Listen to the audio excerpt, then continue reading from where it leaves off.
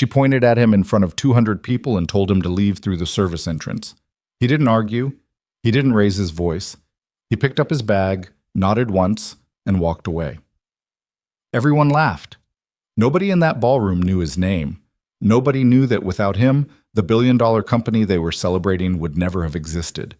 Nobody knew that the technology printed on those commemorative plaques, the precision engineering that built Titan from nothing, had come from a man they just humiliated in front of a crowd.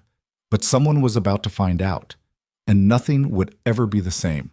Hit the like button right now and drop the name of your city in the comments. I want to see how far this story travels. Stay with me until the end. You won't regret it. The morning Noah Bennett delivered the books, he burned his hand on the coffee maker. It wasn't a bad burn, just a thin red stripe across 2 fingers where he'd grabbed the carafe too fast, but it was enough to make him clumsy for the first hour of work. He fumbled the packing tape, retaped a box corner 3 times before it sat right, and knocked a jar of bookbinding paste off the workbench. The jar didn't break, but it rolled under the shelving unit, and he had to get down on one knee to fish it out. And while he was down there, he found Emma's missing pink crayon from 2 weeks ago, and somehow that made the whole morning feel slightly less miserable. "You okay, Dad?" Emma called from the kitchen table, where she was eating cereal and doing something to a worksheet that he suspected involved more coloring than actual math. "Fine, bug." He pushed himself back to standing, set the paste jar on the bench, and looked at his fingers. Still red. Not blistering. He'd had worse.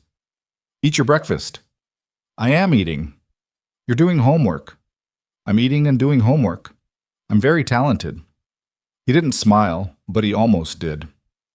The shop occupied the ground floor of a narrow 2-story row house on Ellsworth Avenue, in a neighborhood that couldn't quite decide if it was up and coming or just tired. Most of the block was residential, old Victorians broken into apartments, a hair salon, a dry cleaner that had been closed for 2 years but still had its sign up. Noah's shop was easy to miss. There was no flashy signage, just hand-lettered gold text on the window glass. Bennett Bindery, Restoration and Craft. Below it, in smaller letters, by appointment preferred. He'd built most of the interior himself, shelving along every wall, a long central workbench with good overhead lighting, a press he'd restored from a machine shop auction in 2018. The smell of the place, hide glue, linseed oil, old paper, was so deeply embedded in the walls that even when the shop was empty, it announced itself.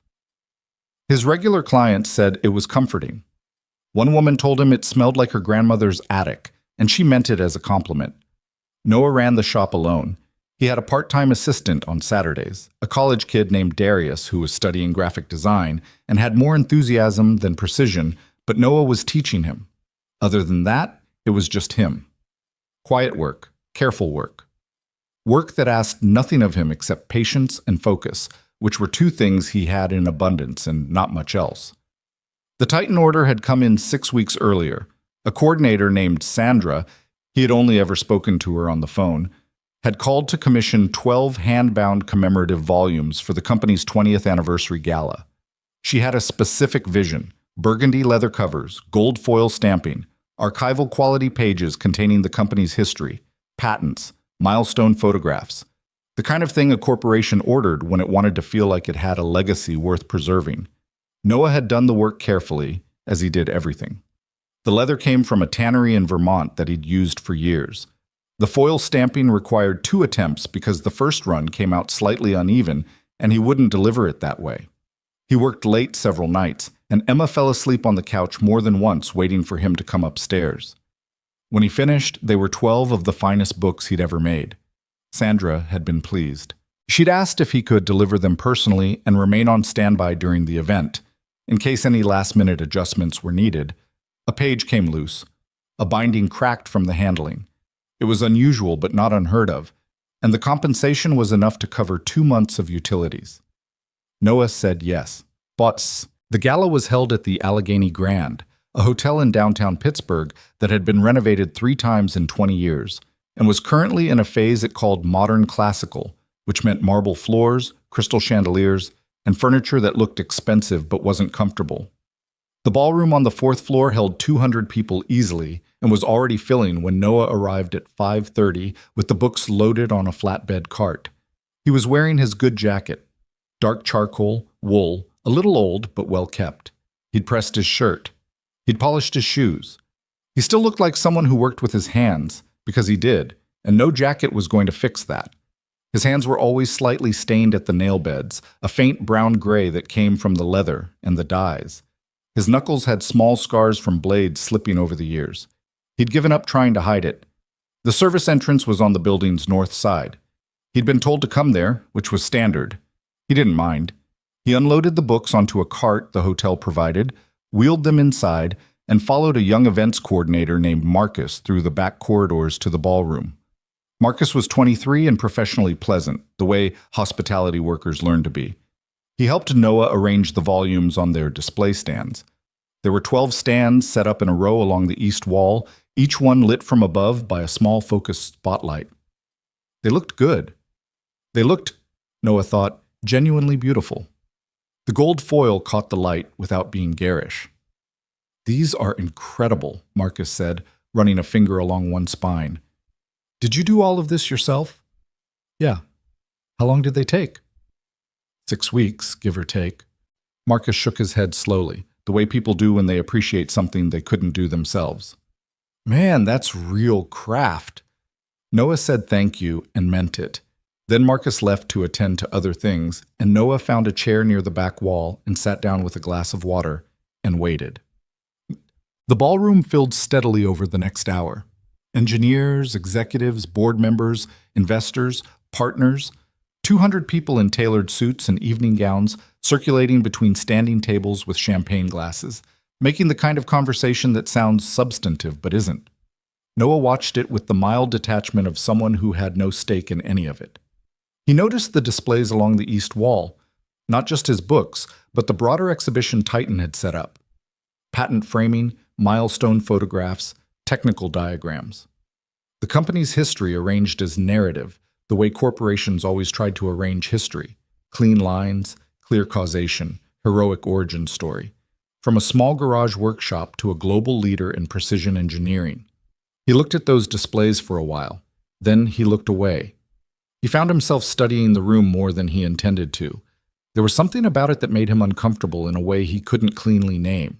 The sheer density of celebration, maybe. The confidence of everyone in the room that what was being celebrated was exactly what they believed it to be. The way a story can be told so many times that it stops being a version of the truth and becomes the truth itself. He got up once to adjust the spine angle on one of the display books. The stand was tilted slightly, and the pressure on the binding would crack it over the course of an evening. A passing executive gave him the practiced non-look that people give to service workers, the slight visual slide that says, "I see you, but I'm choosing not to register you." Noah adjusted the book and went back to his chair. He was on his second glass of water when Victoria Sinclair walked in. He recognized her from photographs Sandra had sent with the initial brief, because she was the CEO and her image was all over the company materials. In the photographs, she'd looked polished, controlled, the kind of person who was good at being photographed. In person, she was something different. She was 30 years old, wearing a deep navy dress that was elegant without trying too hard, and she moved through the room with the particular energy of someone who was always slightly behind where they needed to be. Not frantic, too composed for that, but there was a constant micro-adjustment happening, a recalibration, the eyes scanning the room even while she smiled and extended her hand and said the right things to the right people. She was working. She was always working. She was also, Noah noticed, carrying tension in her jaw the way people do when something is wrong that they haven't told anyone about yet. He watched her make a circuit of the room, pausing at different clusters of people, laughing at the right moments, touching an arm here and there. She stopped at the book display and looked at them for a moment.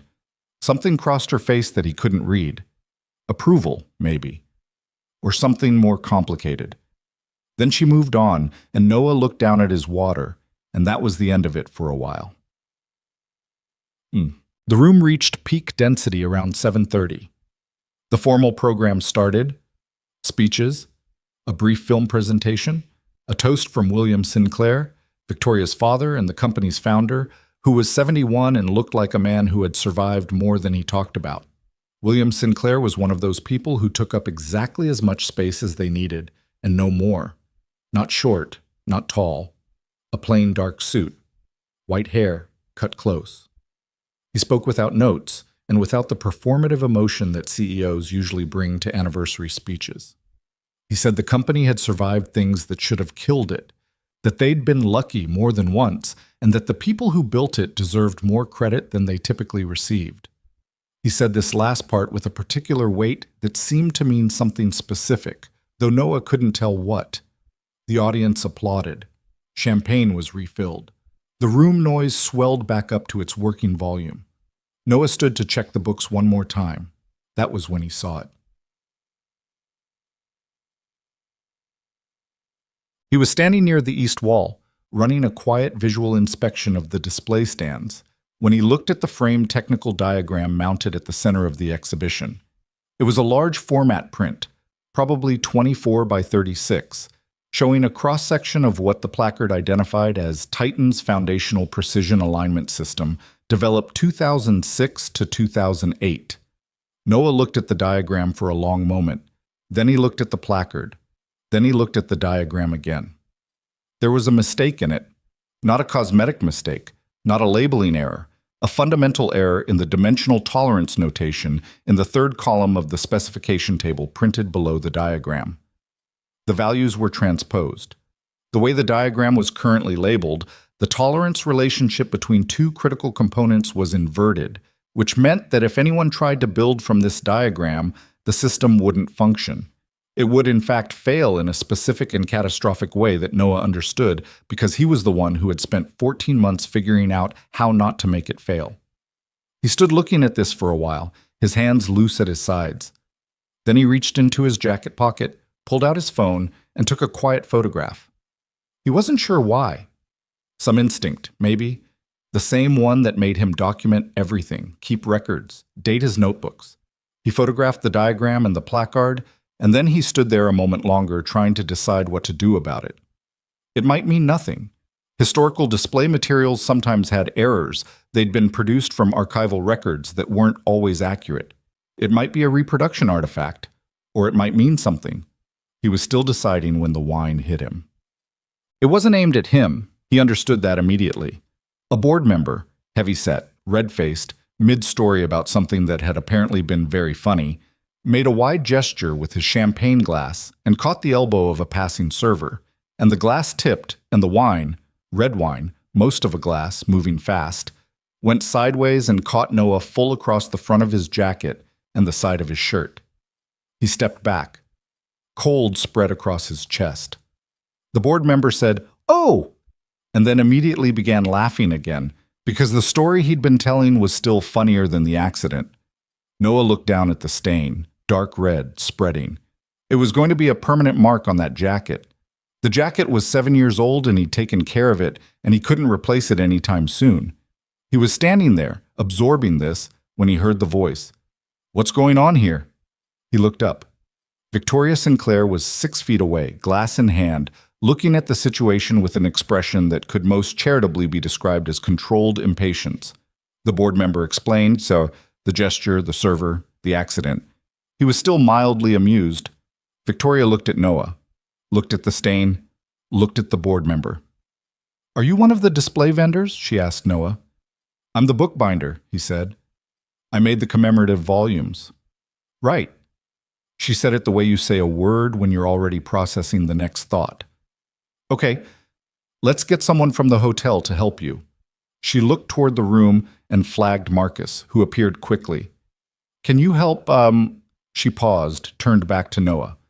"What's your name?" "Noah. Noah Bennett." "Can you help Mr. Bennett get cleaned up and get him whatever he needs?" She turned back to Noah. "I apologize for the accident. We'll take care of your dry cleaning costs." She was already starting to turn away. "I noticed something in the technical display," Noah said. She turned back partially. "Sorry?" "The precision alignment diagram on the east wall. There's an error in the tolerance notation." She looked at him for a second, the way someone looks when they're trying to determine if they're about to have a problem or can continue not having one. "An error. A transposition in column 3 of the spec table. The values for the secondary clearance and the primary bore tolerance are switched." A pause, long enough to be meaningful. "These are historical display materials," she said. "It's not operational documentation." "I know," he said. "I just thought you'd want to know." Another pause. Across the room, someone was laughing loudly about something. Music had started from somewhere. A string quartet, very understated. "Thank you," Victoria said, in the tone people use when they mean this conversation is over. "Marcus will help you get sorted out." She glanced at Marcus. "When he's ready to go, could you make sure he uses the service entrance? We're getting close to the formal dinner seating, and it'll be easier for everyone." She walked away. Marcus, to his credit, looked slightly uncomfortable. He was kind about it, offered to get Noah a hotel towel, asked if he needed anything, said again that the books were really something. Noah thanked him, cleaned up as best he could in a staff bathroom, collected the packing materials from the display setup, and left through the service entrance on the north side of the building. Cold air, a loading dock, 2 kitchen workers on a smoke break who nodded at him. He put his cart in the back of his van, got in the driver's seat, and sat for a moment. He looked at the photograph on his phone, the diagram, the transposed values. He thought about the display placard, the date range, 2006 to 2008. He thought about things he hadn't thought about in years. Then he started the van, pulled out of the loading area, and drove home. Emma was still awake when he got back, which she was not supposed to be. She was on the couch under a blanket with a book, and when she heard the door, she tucked the book under the cushion with the practiced smoothness of a professional. "You're awake," he said. "I was just finishing a chapter." "You're supposed to be in bed." "I was in bed. Then I came down for water." "With a book."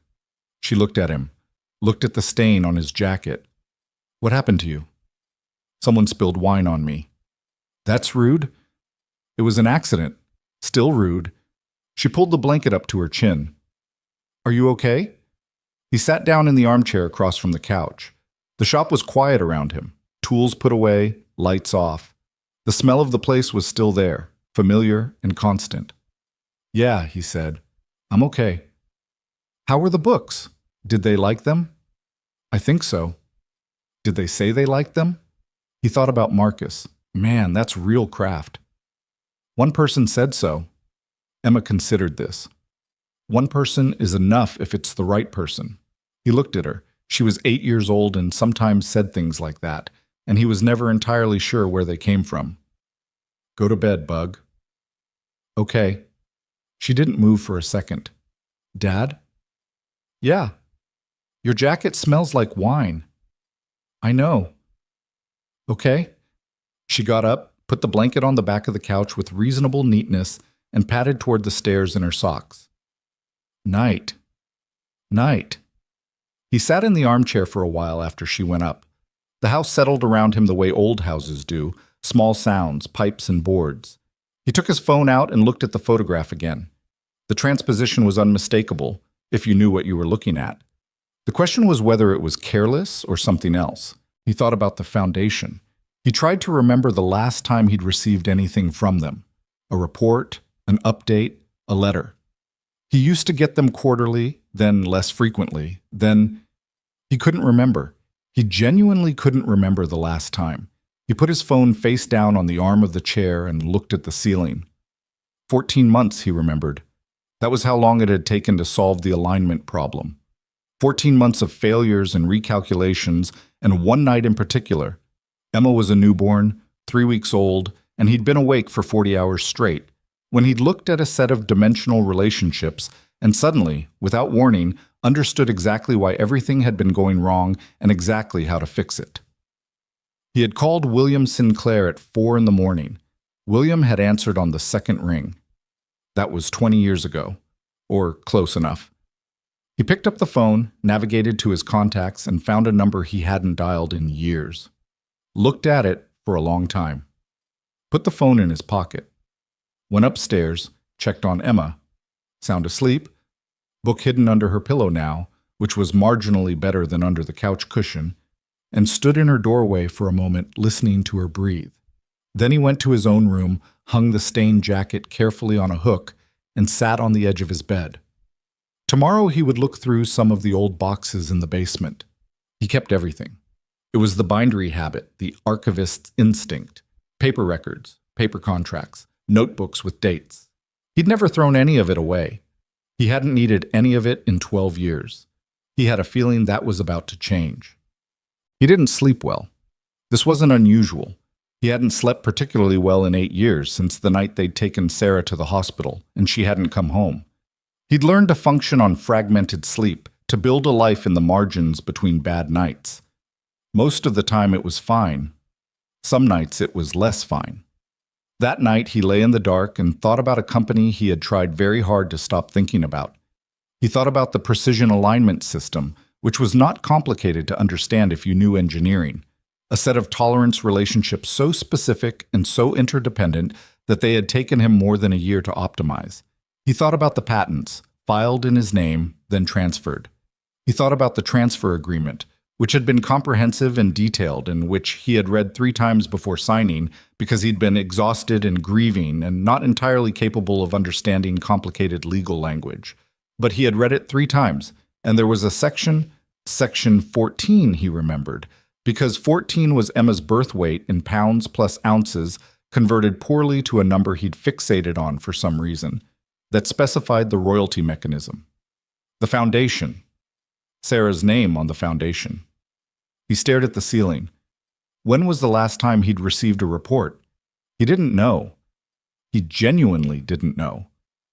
And he wasn't sure what bothered him more, the possibility that something was wrong, or the fact that he'd let it go unnoticed long enough that he couldn't remember.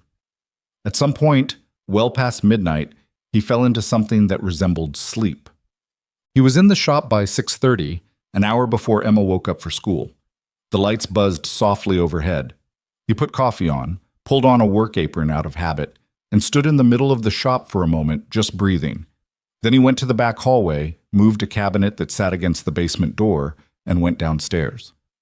The basement was not the bindery. It was unfinished, low-ceilinged, lit by 2 bare bulbs, and smelled of concrete and age. There were shelves along one wall holding Noah's personal archive, not the shop's records, but his own. Notebooks going back to his late 20s, file boxes organized by year, labeled in his own handwriting. He knew exactly what he was looking for. He found the boxes from 2003 to 2005 on the 3rd shelf, lifted the one marked 2004, transfer/foundation, and carried it upstairs. He set it on the workbench under the good light, cut the tape with a blade, and opened it. The transfer agreement was on top, still in its original manila envelope with the law firm's return address in the upper left corner. He took it out and set it flat on the bench and smoothed it open. He read it slowly, the way he should have read it the first time, with all the attention it deserved. It took 20 minutes. When he finished, he turned to section 14. The foundation royalty structure was clear, specific, and protected by language he now recognized as unusually careful for a document of its era.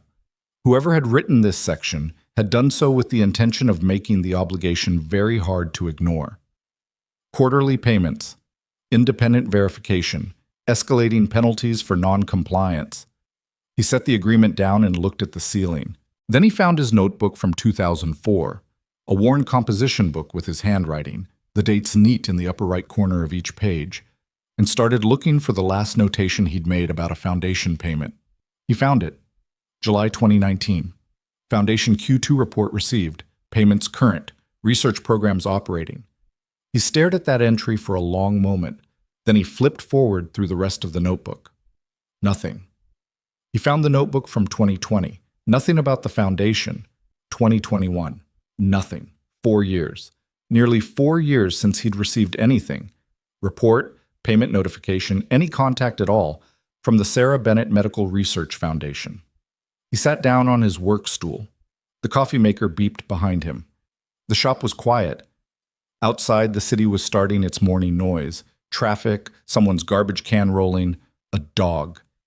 He picked up his phone. This time he dialed the number. It rang 4 times. Then, yes? A voice that was older than he remembered, rougher around the edges, but unmistakably the same. William, Noah said.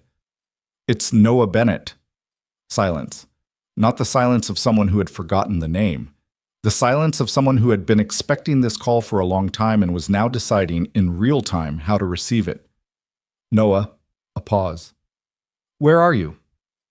Pittsburgh. I've always been in Pittsburgh. I know. Another pause, longer. I was at the gala last night. I saw your name on the delivery manifest. I was going to... He stopped. I'm sorry about what happened. So he knew. Noah filed that away without comment. I need to talk to you about the foundation. A very long pause this time. Can I come to you? William said. Noah looked around the shop. The boxes on the workbench, the transfer agreement lying open under the light. Yes, he said. I'll be here.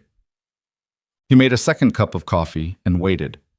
Emma came down at 7:15, sleep-creased and slow, and he made her breakfast and packed her lunch and walked her to the corner where the school bus stopped. She was quieter than usual.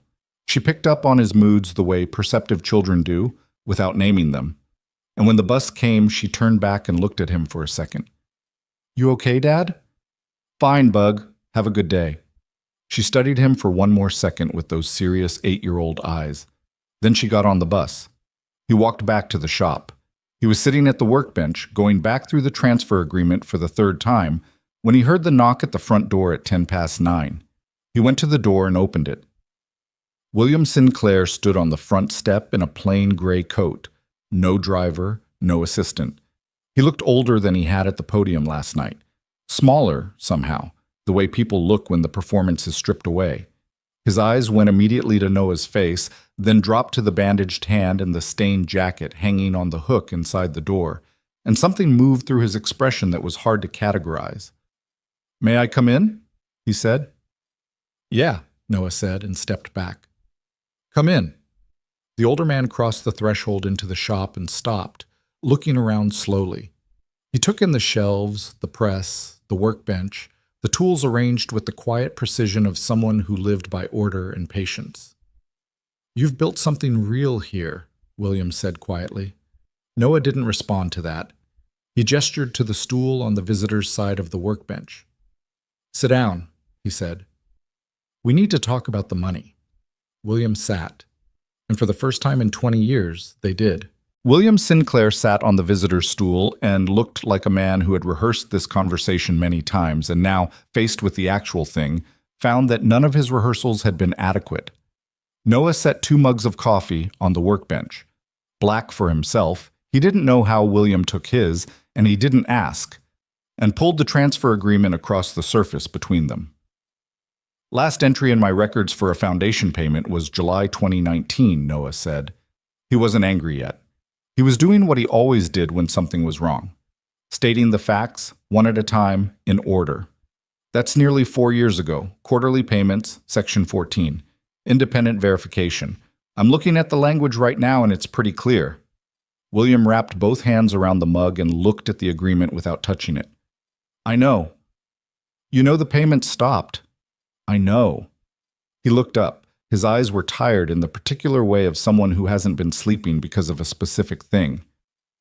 I found out 8 months ago. I've been trying to understand the scope of it. Noah watched him. And? William was quiet for a moment. He set down the mug, straightened slightly on the stool. When I handed day-to-day operations to Victoria 3 years ago, I stepped back from the financials in ways I shouldn't have. I trusted the structure. I trusted the people I'd put in place. He paused. Greg Whitmore has been COO for 6 years. He came with extraordinary references and a record I had no reason to question. Had, Noah said. William looked at him. You said had no reason to question. William's jaw tightened slightly. 8 months ago, I noticed a discrepancy in how certain legacy obligations were being categorized in the annual reports. It was small, the kind of thing that only looks wrong if you know exactly what you're looking for. I started pulling older records. He stopped. Noah, I want you to understand, I didn't know. I need you to know that I didn't know. What didn't you know? How much and how long? The shop was very quiet. Outside, a car passed slowly, music thumping, then fading. How much? Noah said. And how long? William reached into the inside pocket of his gray coat and produced a folded document, several pages dense with numbers. He set it on the workbench beside the transfer agreement. "Preliminary figures," he said. "Not final, but close enough." Noah unfolded the document. He read it the same way he read everything, completely, without rushing. When he reached the bottom of the third page, he set it flat on the bench and put his hands on either side of it and looked at it for a long moment. The number was not small. 4 years of quarterly payments, he said. Plus the escalation penalties written into Section 14, William said quietly, which were never applied. Plus interest. Yes. Noah looked up. This is millions of dollars. Yes. The word landed in the room like something dropped from a height. Not dramatically. That was the strange part. It just sat there, flat and heavy and undeniable, the way large numbers sometimes do when you encounter them attached to things that actually matter. Noah thought about the foundation. He thought about Sarah's name on the letterhead. He thought about the research programs, the ones the foundation had funded when he'd last received reports, clinical studies for a rare autoimmune condition that had taken his wife in 14 months, the kind of disease that got underfunded because it wasn't common enough to be profitable and wasn't rare enough to attract the specialized attention. He had sold the patent rights specifically so that work could continue, specifically for that. He picked up his coffee. It had gone slightly cold. He drank it anyway. "Where did the money go?" he asked. "I don't have all of it yet. What I have suggests it was routed through a series of reclassifications. The payments were marked as fulfilled through a subsidiary account that Greg controlled. On paper, they looked normal. In reality, the transfers never reached the foundation." William paused. "I believe there are shell companies involved, possibly more than one." "You believe?" "I'm not a forensic accountant, Noah. I'm an old man who's been pulling documents for 8 months and trying to understand what I'm looking at." Something shifted in his voice. Not defensiveness, more like the particular exhaustion of someone confronting their own failures. "I should have had independent oversight in place from the beginning. The agreement called for it. I let it lapse." "Why?" William looked at him. "Because it felt unnecessary. Because everything looked fine. Because when things look fine for long enough, you stop checking whether they actually are."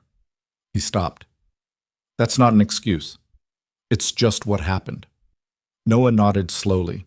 He folded the preliminary figures back along their creases and set them beside his own documents. He looked at the surface of the workbench, the familiar grain of the wood, the small burn mark near the corner from a heat gun accident in 2017, the slight indentation where he'd been pressing spines for years. "Victoria doesn't know," he said. It wasn't a question exactly.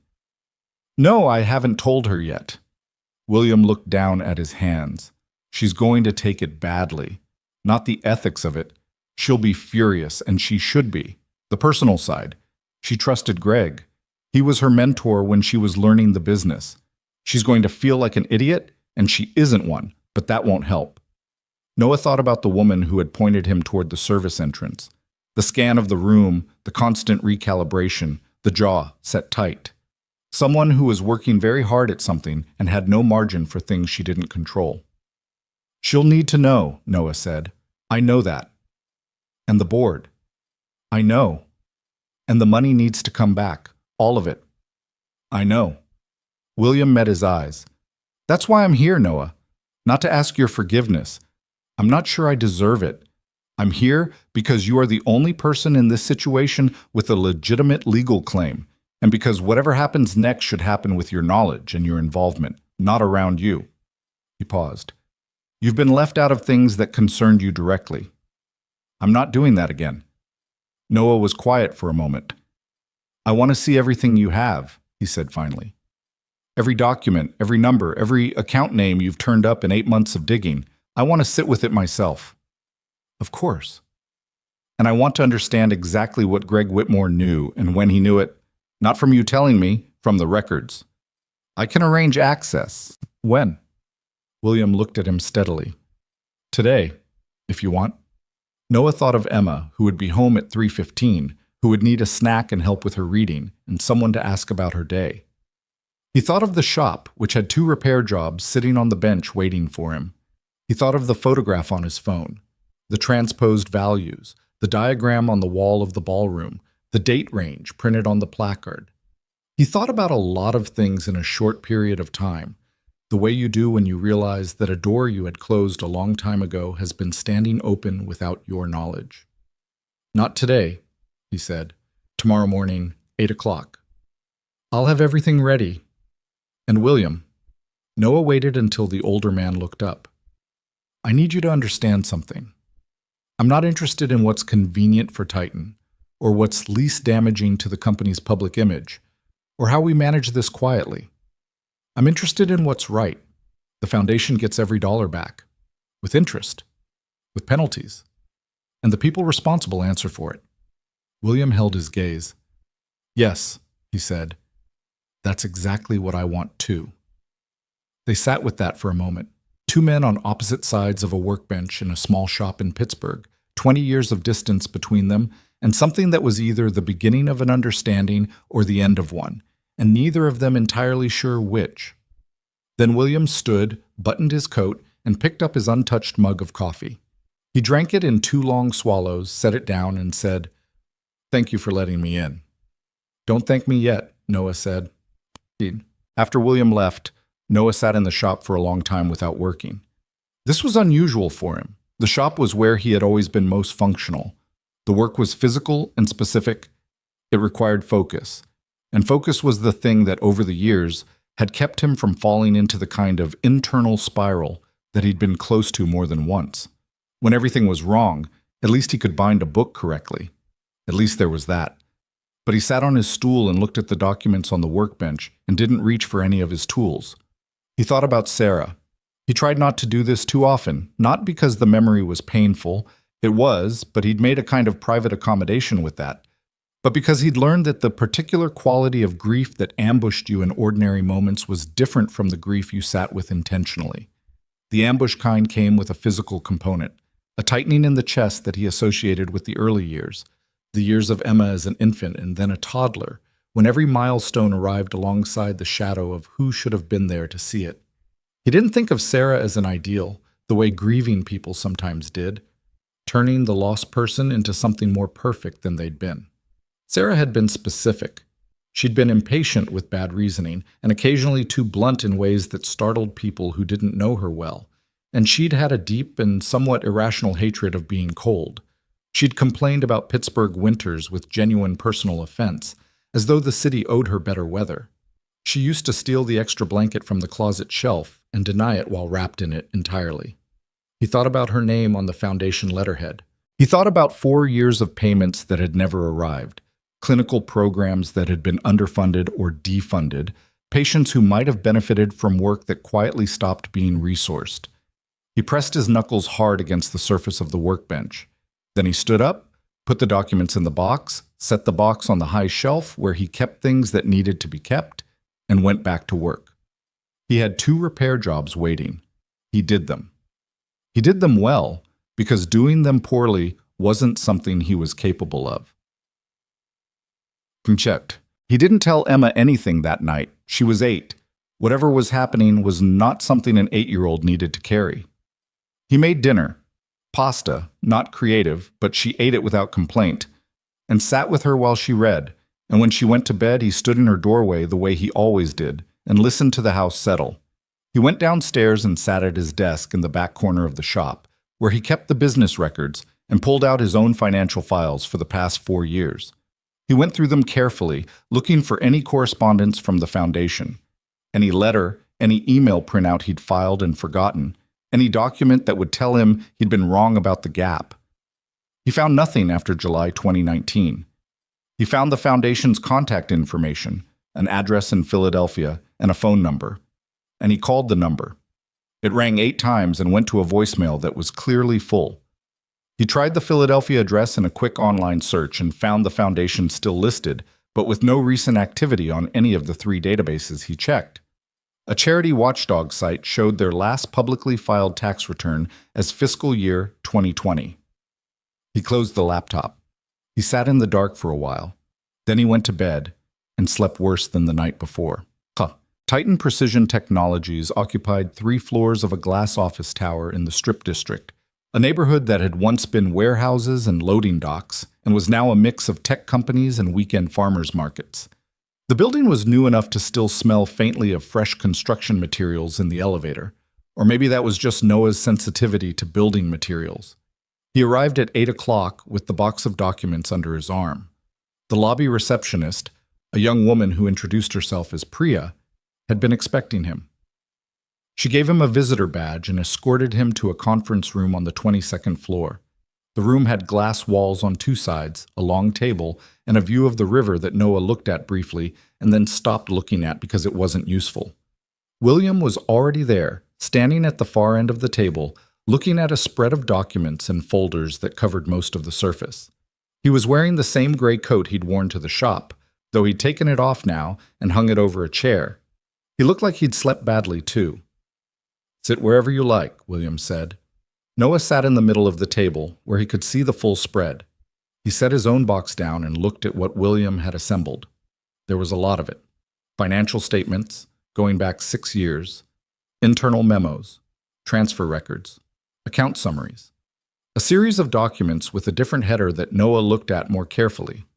Subsidiary company filings out of Delaware dated 2019 through 2022. "Walk me through it," Noah said. William pulled a chair around to Noah's side of the table and sat. He was systematic about it, not defensive, not apologetic, just methodical. He started with the point where the foundation payments had been rerouted, walked through the subsidiary structure, showed Noah the account that had received the money, and the trail that suggested where portions of it had moved. They worked for 3 hours. Noah asked questions that were specific and sometimes blunt, and William answered them, and when he didn't know the answer, he said so. There was no performance in it. 2 men, a table full of documents, a problem that needed to be understood completely before it could be addressed. Around 11, the door opened. Noah looked up. Victoria Sinclair was standing in the doorway in a charcoal blazer and a look of pure controlled surprise that was doing its best to stay controlled and only partially succeeding. Her eyes went to her father first, then to Noah, then to the documents spread across the table, then back to her father.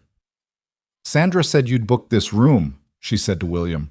"She said it was a private review meeting." Her voice was even, carefully even. "You didn't tell me Noah Bennett was here."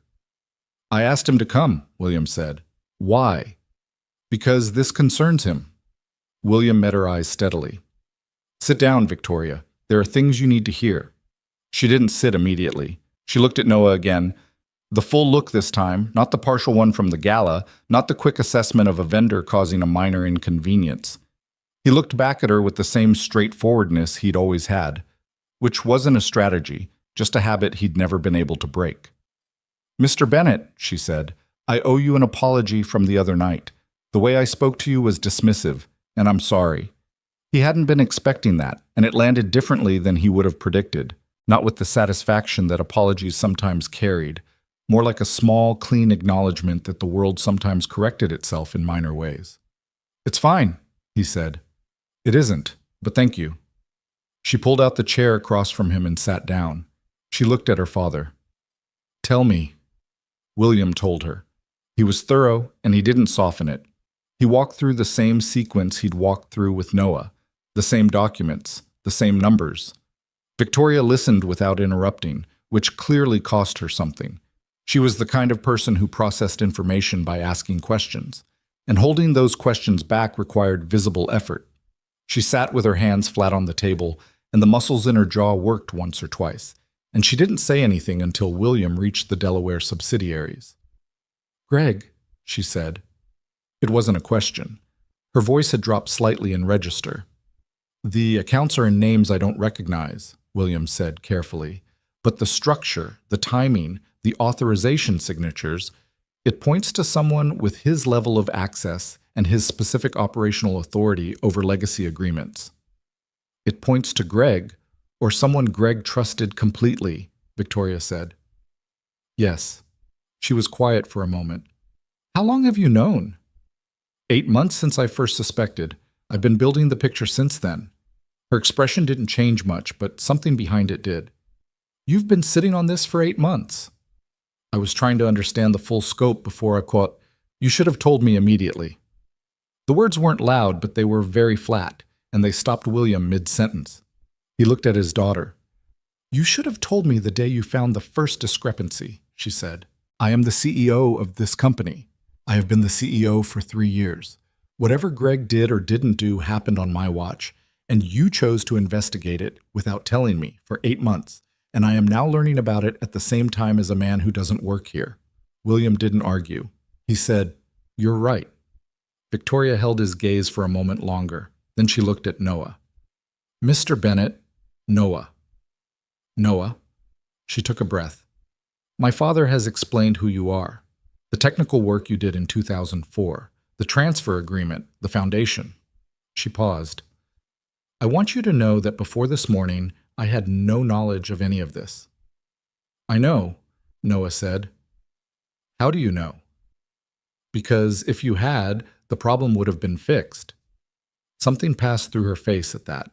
Not gratitude, exactly. More like the involuntary reaction to being given more credit than you've earned, which was uncomfortable because it raised the question of whether you deserved it. "I'm going to need everything," she said. "Every document you have, both of you. I want an independent forensic team in here by Friday. I want Greg Whitmore's access suspended today. Not tomorrow, today. And I want the board notified." She stood up, the decisive motion of someone switching from receiving mode to operating mode. Then she stopped. "Noah," she looked at him directly. "What do you want out of this?" He looked at her steadily. "The foundation gets everything back. Every cent, plus interest, plus whatever penalties the agreement specifies. And then I want independent oversight put in place that actually functions." "That's it?" "That's it." She studied him for a second, trying to find the angle probably, because she lived in a world where people always had angles. When she didn't find one, her expression shifted slightly toward something that might have been respect, or might just have been recalibration. "Okay," she said. She left the room, pulling out her phone before she'd cleared the doorway.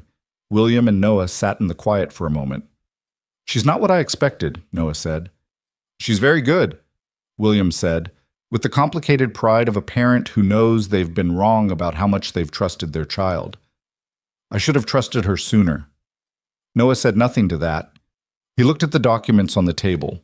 The enormous paper trail of money stolen slowly over 4 years, small enough in each individual transaction to avoid triggering anything automatic, large enough in aggregate to constitute something that had real legal names attached to it. He thought about Greg Whitmore, who was right now presumably in this building somewhere, working his Tuesday, aware or not aware of what was coming. "Does he know you've been digging?" Noah asked. William frowned. "I don't believe so. I've been careful." "You need to be sure. If he knows, he's had 8 months to move things." William looked at Noah with an expression of someone who had just realized that careful wasn't the same as certain, and that the difference mattered. "I'll tell Victoria." Noah stood, started gathering his documents back into the box. "Tell her now." Shkad. He got back to the shop by 2:15, 45 minutes before Emma's bus. He stood at the workbench and looked at nothing in particular for a few minutes, just decompressing. His back hurt. He'd been sitting in a conference room chair for 4 hours without moving much, and conference room chairs were not designed for actual human spines. He rolled his shoulders, heard the small crack that he always heard there, and moved on. He thought about Victoria's face when William had said Greg Whitmore's name, the way something had locked down behind her eyes. Not surprise, or not only surprise, something more like the sensation of a structure you've been standing on revealing that it had a flaw you'd walked over every day without knowing. He thought about what it was like to trust someone who turned out to be a different person than you believed. And he thought that Victoria Sinclair probably felt, right now, something close to foolish, and that the feeling was completely undeserved, and that knowing it was undeserved would not make it stop. He pulled on his apron and picked up the job he'd left half-finished the day before. A 19th century legal ledger, the leather spine cracked badly, the board separating. Careful work, slow work. He went at it with the same focus he always brought, pressing the tip of his bone folder along the new lining he was attaching, working out air pockets that would otherwise compromise the bond. Emma came through the door at 3:20 with her backpack half open and a drawing she'd made in art class. "Look," she said, holding it up. It was a house with a tall tree beside it and two figures in the yard, one taller, one shorter. "Who's that?" he asked, pointing to the taller figure. "That's you." "I'm that tall?" "In my drawing you are." She put it on the workbench beside him and dropped her bag. "What are you making?" "Fixing a very old book." She leaned in to look at it with genuine interest, which she had always had, probably from being in the shop since she was old enough to sit upright on the floor. "What's wrong with it?" "The back was broken." "Can you fix it?" "Already am." She watched him work for a moment, then, "Dad, Chloe at school says her mom is going to take her to New York for spring break. Can we go somewhere for spring break?" "We went to Ohiopyle last year." "That's not New York." "Ohiopyle is beautiful." "It's a park, Dad. Chloe goes to New York." "Chloe's welcome to New York." Emma made the face she made when she was deciding whether to push a point or let it go. She let it go. "Can I have a snack?" "Apples in the fridge. The peanut butter's on the second shelf." She disappeared into the kitchen. He heard the fridge open and the jar of peanut butter meet the counter. "Dad?" "Yeah." "Are you okay? You seem kind of, I don't know, somewhere else." He kept his eyes on the ledger. "I'm here, Bug." "Okay." A pause. "You just seem like something's going on." He set down the bone folder and looked toward the kitchen, where she was visible through the doorway, assembling apple slices with the focused concentration of someone who took snacks seriously. "I've been dealing with some old business stuff," he said. "Nothing to worry about." She looked up at him, 8 years old, serious eyes. "Old business stuff like what?" "Like contracts and legal things, grown-up boring stuff." "Okay." She accepted this with the pragmatism of a kid who'd learned which questions had useful answers and which ones didn't. "Are you going to have to go somewhere?" "Probably some meetings." "Here or somewhere else?" "Maybe both."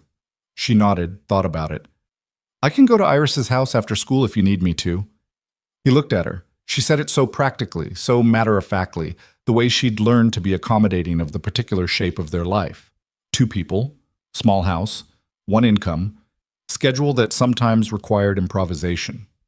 He felt a sharp, brief thing move through his chest that he recognized as the specific parental version of an emotion he didn't have a clean name for. "Thanks, Bug," he said. "Mm-hmm." She put a peanut butter apple slice in her mouth, took her snack plate, and went to the couch. He picked up the bone folder and went back to the ledger. Outside, the afternoon was going gray in the way Pittsburgh afternoons did in autumn, the light dropping fast and the air going cold. He could hear wind picking up along the street, rattling the shop window slightly in its old frame. He pressed the folder along the new lining, working out the last air pocket, and let himself think about what tomorrow might bring. Victoria had said forensic team by Friday. Board notification. Greg Whitmore's access suspended. Things moving. Things that had been standing still for 4 years starting to move. He pressed along the spine. The bond was good. The lining sat flat and clean. The old leather knitting to the new support with the patient permanence of something properly done. He looked at his hands on the work. The stained nail beds, the small scars, the burn stripe across the 2 fingers still slightly pink. He thought, whatever happens next, the work was done right. The agreement was clear. The numbers don't lie. He thought about William's face at the workbench that morning. The way the old man had driven over alone, no assistant, no lawyer, just himself in the gray coat and 20 years of something that needed to be said. He thought about Victoria's voice when she'd said, "You should have told me immediately." The flatness of it, the honesty of it. He closed the ledger and set it under the press. He didn't know yet what the forensic team would find, or how far the damage actually went, or whether the structure of it would hold up under real legal scrutiny. He didn't know what Greg Whitmore would say when it landed in front of him. He didn't know what the board would do. What he knew was that the documents existed, the agreement was enforceable, and the foundation's name was still registered in Pennsylvania. Sometimes that was enough to start. He took off his apron, hung it on the hook, and went to make dinner. The forensic team arrived on Thursday, not Friday. Victoria had pushed it up by a day, which Noah learned from a brief text message William sent Wednesday evening. Team moves tomorrow. V is not wasting time. He read it standing in the kitchen while Emma's pasta water came to a boil, then set the phone face down on the counter and stirred the pot.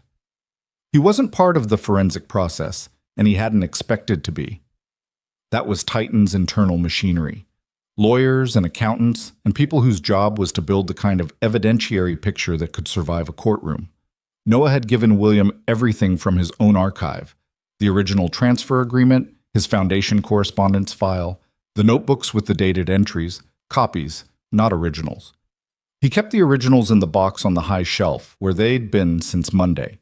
What he did in the days that followed was work. The legal ledger was done by Wednesday afternoon, the spine tight and clean, the boards reattached with the kind of permanence that would outlast him. He called the client, a history professor at Pitt who'd inherited it from her father, and she came to pick it up Thursday morning and stood at the workbench running her fingers over the repair with the careful reverence people brought to things that connected them to someone they'd lost. "It feels like new," she said.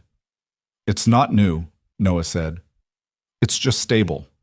The old material is still there. I just gave it something to hold on to." She looked at him as if he'd said something more profound than he'd intended. He hadn't. He was describing the repair. He had 2 more jobs waiting, and he started on the first one Thursday afternoon while Emma did homework at the kitchen table. A collection of Victorian-era natural history journals, water-damaged, the pages cockled and fragile.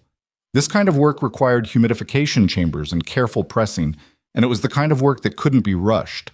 You set it up and waited, then came back to it, then waited again. Noah found the waiting tolerable when the work was right. Impatience was for things that shouldn't have been started. He was checking the humidity chamber Friday morning when Victoria called. He hadn't saved her number, but he recognized the Pittsburgh area code and the way calls from unknown numbers always arrived at inconvenient moments. He answered while wiping his hands on a shopcloth. "It's Victoria Sinclair." "I know," he said, which wasn't quite true but was close enough. "I need to ask you something, and I'd rather do it in person. Can I come to the shop?" He looked at the humidity chamber, at the natural history journals lying flat and damp inside it, at the clock on the wall that said 8:47. Emma was already at school. He had the morning. "Come now if you want," he said. "I'll be here." She arrived in 35 minutes, which meant she'd been close. She came alone, no assistant, no driver, her own car, which he could see through the shop window as she parallel parked it on Ellsworth with 3-point turn efficiency that suggested someone who'd driven in this city a long time. She was in a dark coat, less formal than the gala, less formal than the conference room. She carried a leather portfolio under one arm and a coffee carrier with 2 cups in her other hand. She knocked, and he opened the door and she held out one of the cups. "I didn't know how you took it. I guessed black." "That's right," he said. "Lucky." She came in and looked around the shop with the same slow survey she'd probably done in the conference room, taking inventory, placing things, understanding a space before engaging with it. "This is where you work and live, upstairs." "Just you and your daughter?" "Just us." She nodded, filed it. She set the portfolio on the far end of the workbench, careful, he noticed, to choose the end that was clear, not the working end. She sat on the visitor stool without being invited, which was fine, and looked at the humidity chamber with genuine curiosity. "What's in there?" "Victorian journals, water damage. I'm humidifying them so the paper can be flattened without cracking." "How long does that take?" "Depends on the damage. Few days, maybe a week." She looked at it for another moment. Then she looked at him. "The forensic team found the primary account structure on Thursday afternoon," she said. "Faster than I expected, which means it wasn't hidden as well as it should have been, or whoever set it up got complacent over time." "What did they find?" 3 shell companies, incorporated in Delaware in 2019, 2020, and 2021 respectively, all with addresses that trace back to a registered agent service that Greg used for some of his personal real estate holdings. She paused, watching him absorb this. "The money trail isn't complete yet. We're still working backward through the subsidiary transfers, but what they've confirmed so far represents about 60% of the total shortfall." Noah drank his coffee. 60% in 2 days? "The team is very good." She said it without pride, just accuracy. There's more. The error you noticed in the technical display at the gala. He looked at her. The tolerance transposition. She opened the portfolio and slid a printed sheet across the workbench toward him. The original documentation for that diagram was archived in 2009. The version that was reproduced for the gala display was pulled from our digital archive in August, 2 months before the event. The archived file had been modified. He looked at the sheet. It showed 2 versions of the same diagram side by side. A metadata comparison, timestamps, file modification records. The transposition wasn't in the original.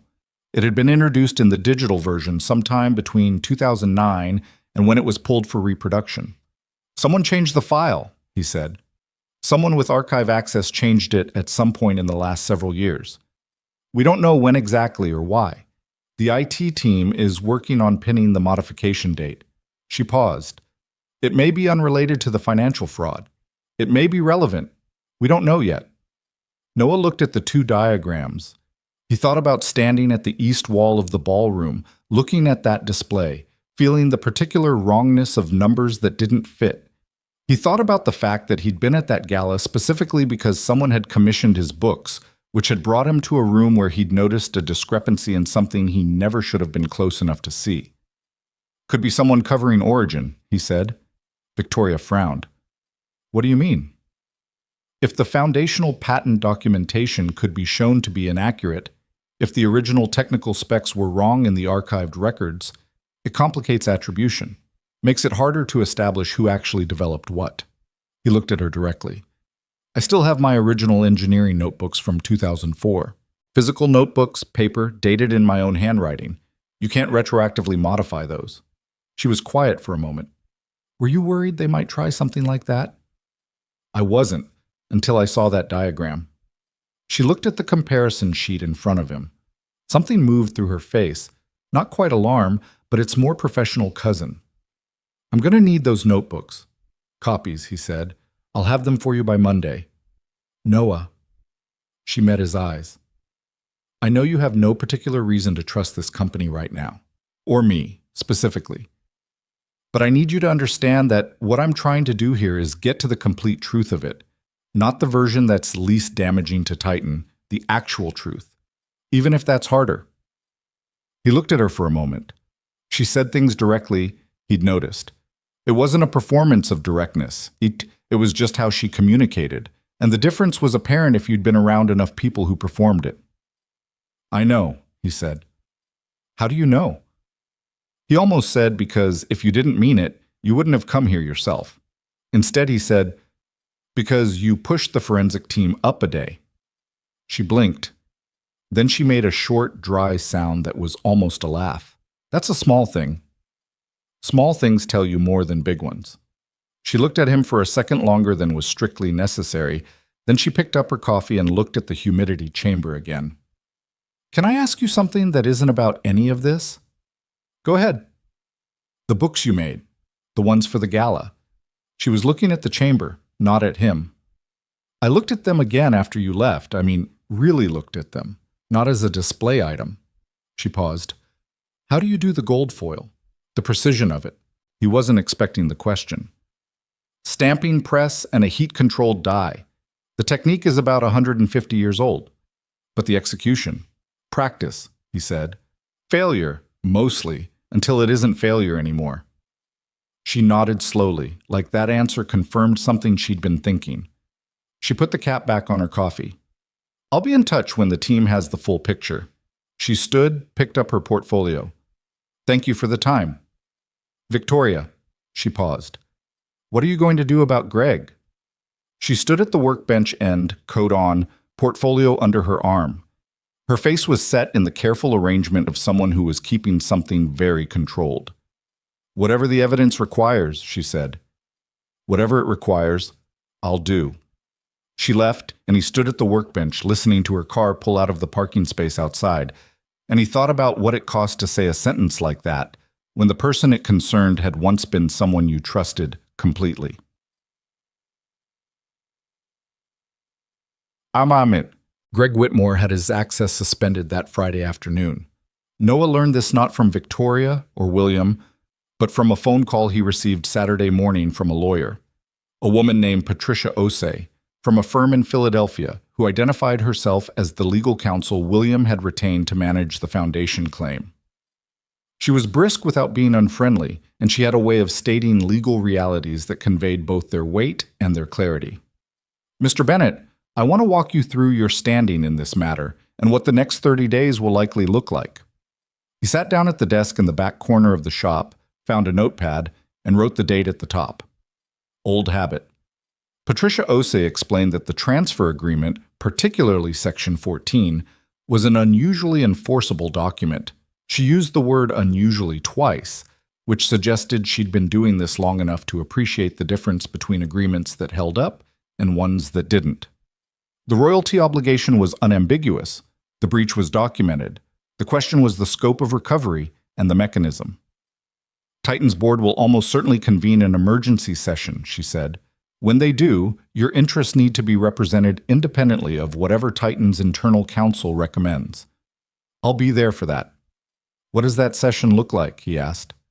"Tense," she said, without missing a beat. "There will be executives who want to minimize, contain, protect the company's public exposure. There will be board members who want to understand the liability. And there will be, if I'm reading this situation correctly, at least one person in that room who will argue that the fastest solution is to make you a very large personal offer and call it done." Noah wrote, "Personal offer. Expect and decline." "I'm not interested in a personal settlement," he said. "I know, William Sinclair told me." A brief pause. "That's going to be harder for some of them to understand than it sounds." "That's their problem." "It is," she agreed, "but it's also yours, practically speaking, because it removes the simplest path forward and forces the harder one, which means the process takes longer and the opposition has more time to complicate it. You should know that going in." He knew that going in. He'd known it since he told William in the shop. The foundation gets every dollar back. Not a check made out to Noah Bennett, not a settlement that closed the matter quietly. The actual mechanism repaired, the actual money restored, the actual oversight that should have been in place all along. "Understood," he said. "Good. One more thing." She paused in a way that suggested this wasn't actually a small thing. "The archive file modification, the technical diagram. My understanding is that Titan's IT team is trying to pin down when it was changed and by whom. If it turns out the modification was deliberate and tied to the financial fraud, it significantly broadens the scope of what Greg Whitmore faces. It also raises the possibility that there were additional actors involved beyond him." Noah thought about the diagram, the specific, knowledgeable transposition of values that would look like an error to a casual observer, but would only be meaningful to someone who understood the system deeply. How many people at Titan would understand that diagram well enough to know which values to transpose? He asked. "That's one of the questions they're working on," Patricia said. "The answer, apparently, is not many." He wrote down, "not many," underlined it. "Patricia," he said, "how long have you been doing this kind of work?" 19 years? In your experience, cases like this, where someone diverts funds from a charitable obligation, do they usually act alone? A pause. "No," she said, "not usually.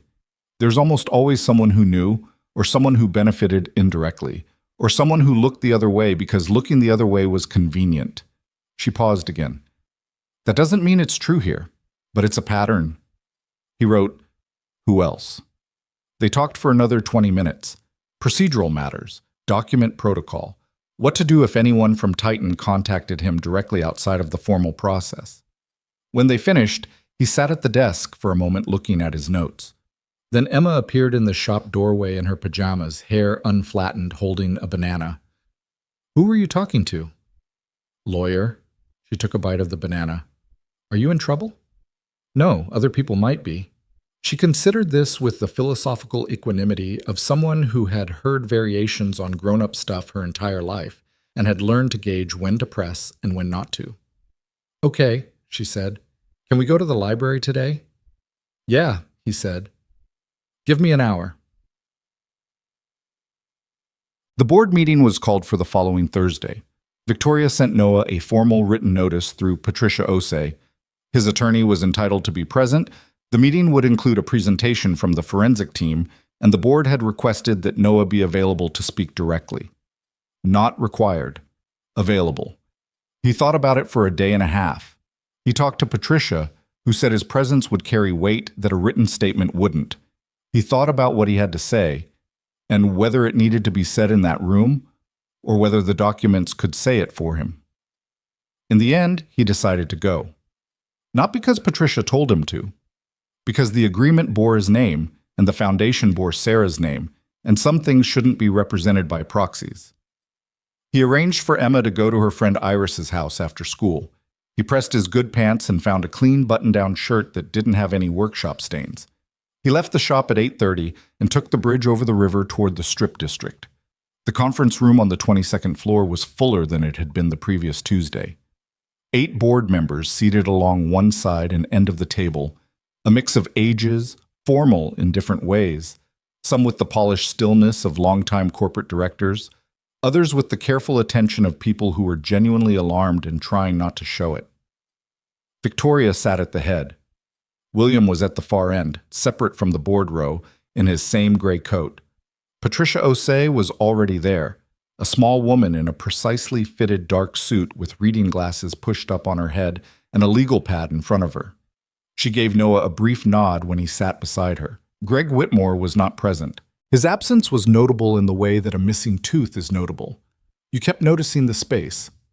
The forensic team lead was a man named David Park, mid-40s, with the particular energy of someone who had spent 2 decades finding things that other people had worked very hard to hide, and had developed a certain flat satisfaction about it. He sat up at the presentation screen with a laptop and a remote clicker and no visible anxiety whatsoever. Victoria called the meeting to order with less preamble than Noah expected. We're here because Titan Precision Technologies has been operating with a significant, undisclosed liability that the board was not aware of, and because the Forensic Review Commission this week has produced findings that require immediate board action. She paused, let that land, then looked at David Park. David? David Park clicked to his first slide. He was thorough. He was also merciless, in the way that thorough can be when the subject is what it was. He walked through the shell company structure, the transfer mechanism, the account records. He showed the forensic trail between Titan's subsidiary accounts and the Delaware companies. He showed the authorization signatures. Greg Whitmore's name appeared with a frequency that eventually stopped being surprising and started being simply damning. 3 shell companies, 47 individual transfers over 4 years. Total diverted funds, as of the current accounting, $4.3 million, pending a final reconciliation that David expected to add another 3 to 5%. The room was very quiet. One of the board members, a man named Callahan, silver-haired, who'd been leaning back in his chair with the cultivated air of someone who'd seen everything, was no longer leaning back.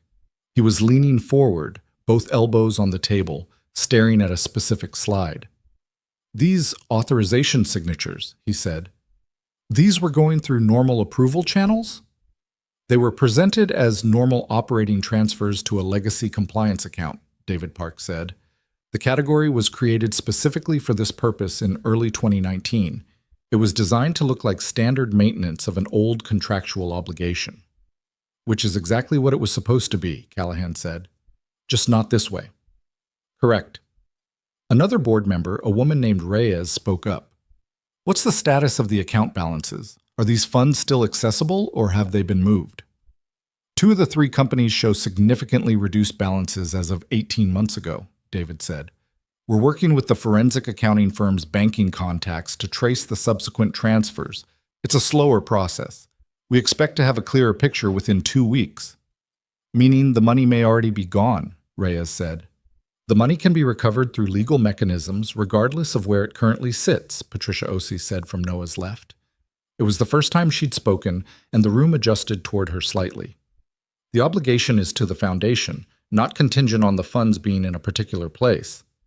Titan bears the liability for the full amount plus contractual penalties plus interest, independent of the fraud recovery process." Several board members looked at each other. Callahan looked at Noah. Noah had been sitting quietly through all of it, his hands flat on the table, watching and listening. When Callahan looked at him, he didn't look away. "Mr. Bennett," Callahan said, "would you be willing to tell us, in your own words, what the foundation was intended to do? What's been affected by this?" Noah looked at Callahan for a moment. Then he looked around the table. The 8 board members, Victoria at the head, William at the far end. People who had been running a company built on his work, most of whom had no idea he existed until this week. He had prepared something to say. He'd sat at the desk in the shop 2 nights ago and written notes, the way he prepared for things that mattered. Then he'd folded the notes and left them at home. "My wife died in 2004, he said. Autoimmune hepatitis, rare variant. 14 months from diagnosis. She was 29. He kept his voice even. Not performing calms. Actually working to stay on the factual side of the thing, because this was not the place for the other side. The disease affects a small population, not small enough for orphan drug designation, not large enough to attract significant pharmaceutical investment. There were 3 research programs operating at the time of her death that showed real promise. 2 of them were running on grant funding that was about to expire." He paused. "I sold the patent rights because the royalty structure would fund a foundation that kept that work alive. That was the entire point. It wasn't about money I needed. I had a newborn daughter and a bookbinding shop, and I didn't have needs that required a corporation's financial architecture. The point was the research. The point was that other people with that disease would have more options than my wife had." The room was quiet in a different way than it had been during David Park's presentation. "I don't know what happened to those programs in the last 4 years, Noah said. "I don't know if they're still running or if they stopped because the funding stopped. I intend to find out. But what I know is that whatever was happening or not happening in those labs, it was not what I agreed to when I signed the transfer." He looked at Callahan, then moved his eyes deliberately across the table. "I'm not here to take down this company. I'm not interested in what's maximally painful for Titan. I'm interested in what I was promised, which is that the work would continue. That's what I want restored." Silence. Then Callahan said quietly, "Mr. Bennett, on behalf of the board, I want to say—" "Don't apologize," Noah said, not unkindly. "Just fix it." Callahan closed his mouth, opened it again, nodded once. Victoria at the head of the table was looking at Noah with the particular expression of someone recalibrating something they thought they'd already understood. She didn't say anything. She made a small mark on the legal pad in front of her. David Park continued his presentation. He moved to the archive file modification, the technical diagram. He showed the comparison that Victoria had shown Noah in the shop, the metadata, the timestamps, the modification record. The modification date was July 14th, 2021. The user account associated with the modification was a service account tied to Titan's archive management system. The system access log showed that the service account had been accessed from Greg Whitmore's office IP address on that date, at 11:47 p.m. "After hours," David said. "Security logs show Whitmore badged into the building at 11:15 that evening and out at 12:40. Callahan said, "What would be the purpose of modifying a historical technical diagram?" David Park said, "That's outside the scope of my forensic mandate. I can tell you what happened. I can't tell you why." Noah could tell them why, or at least a version of why that fit the pattern. He thought about what Patricia had said. Not many people would understand that diagram well enough to know which values to transpose. Greg Whitmore had an engineering background. He joined Titan in 2017 with credentials that included a decade at a precision manufacturing firm. He would have understood the diagram. He would have understood exactly which values, if transposed, would undermine a technical attribution argument. Noah didn't say any of this in the meeting. Patricia had told him not to speculate out loud in legal proceedings. And while this wasn't technically a legal proceeding, it was the kind of room where things said became part of the record. He wrote on his own legal pad, "Ask Patricia about archive modification in context of attribution." Underlined it twice. The meeting ran 2.5 hours. By the end of it, the board had voted on 3 motions: to formally engage independent legal counsel to pursue recovery from Greg Whitmore, to authorize Titan's treasury to establish an immediate remediation fund for the foundation shortfall, and to commission a comprehensive audit of all legacy contractual obligations going back 10 years. All 3 passed unanimously. Victoria adjourned the meeting with the efficiency of someone who was already 3 steps into execution. Board members stood, gathered papers, spoke quietly in pairs. Patricia Osei collected her legal pad and made 2 quick calls, stepping to the window. William came around the table toward Noah. "You said the right thing," William said. "I said the true thing," Noah said. "They're not always the same." William held his gaze for a moment. The older man looked, Noah thought, like someone who had been carrying something very heavy for a long time and could feel the weight beginning to shift. Not disappearing, but redistributing, the way weight does when other people finally start to help carry it. "The remediation fund," William said. "It'll cover the full amount." "I know." Noah picked up his legal pad. "Make sure Patricia's involved in structuring the oversight mechanism. Independent, not internal." "Of course." "And William." He looked at the older man directly. "The research programs. I need someone to find out what's actually still running, not a summary from an internal report. Someone who picks up a phone and calls the Foundation's remaining contacts." "I'll do it myself," William said. Noah nodded.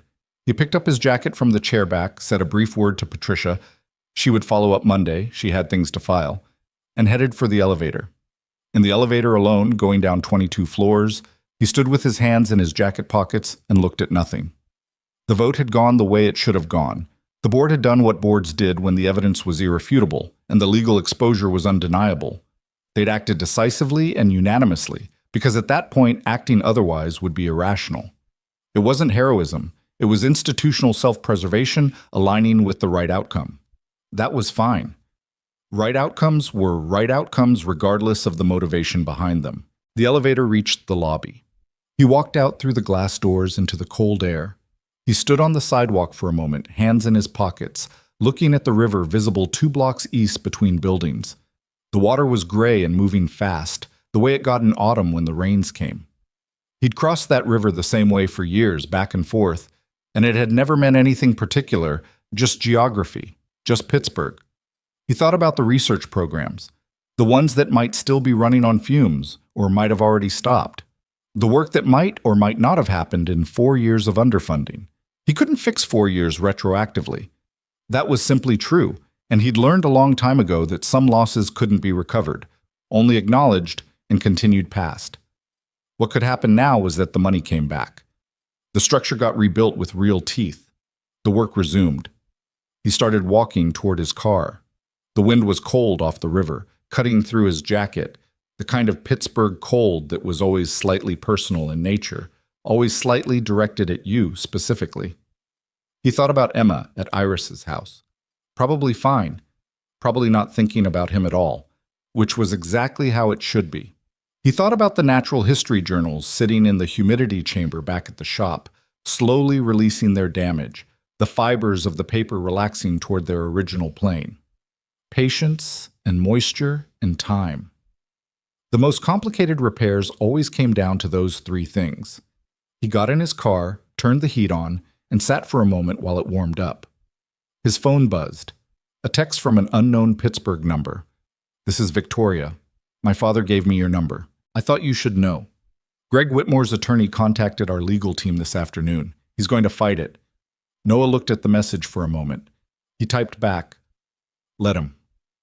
3 dots appeared on the screen, the pause of someone composing a response. Then, "You're not worried?" He thought about the original engineering notebooks on the high shelf in the shop basement, the transfer agreement in its manila envelope, 20 years of paper records dated in his own handwriting, the complete, unalterable physical documentation of exactly what had happened and when. He typed, "The records exist. They've always existed. Let him fight it." He put the phone in his pocket, checked his mirrors, and pulled out into traffic. The river moved in the gap between the buildings as he crossed the intersection, gray and purposeful, going where it had always been going. He drove home. Greg Whitmore's attorney was named Hartwell, and he fought the way expensive attorneys fought when the evidence was bad, not by challenging what was true, but by making the process of proving it as exhausting as possible. The first move came 8 days after the board meeting, in the form of a 40-page legal response that Patricia Osei received on a Tuesday and summarized for Noah in a phone call that evening while he was making dinner. It's a standard obstruction package, she said, with the particular flatness of someone who had seen this specific playbook run many times. They're challenging the evidentiary validity of the digital forensics, disputing the authorization signature analysis, and arguing that the shell company structure was a legitimate tax optimization vehicle that happened to be administered improperly. Noah turned the heat down under the pan. Administered improperly. Their phrase, they're framing it as accounting negligence rather than intentional fraud. Significantly different legal exposure. And the archive file modification? They're not addressing it directly yet, which means they're either saving it or they haven't figured out how to explain it. She paused. Noah, I want to be honest with you. This is going to take time. Hartwell is good at time. He's going to file motions, request documentation reviews, push every procedural button available. We're probably looking at 6 months minimum before anything reaches a formal resolution.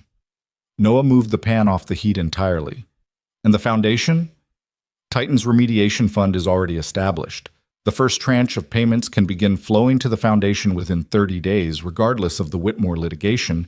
That's separate. The legal fight is about who ultimately bears the cost and what criminal exposure Greg faces. The foundation's recovery doesn't have to wait for that. He let out a breath. Okay. You sound relieved. The research programs are what matter. The legal fight, that's important, but it's secondary.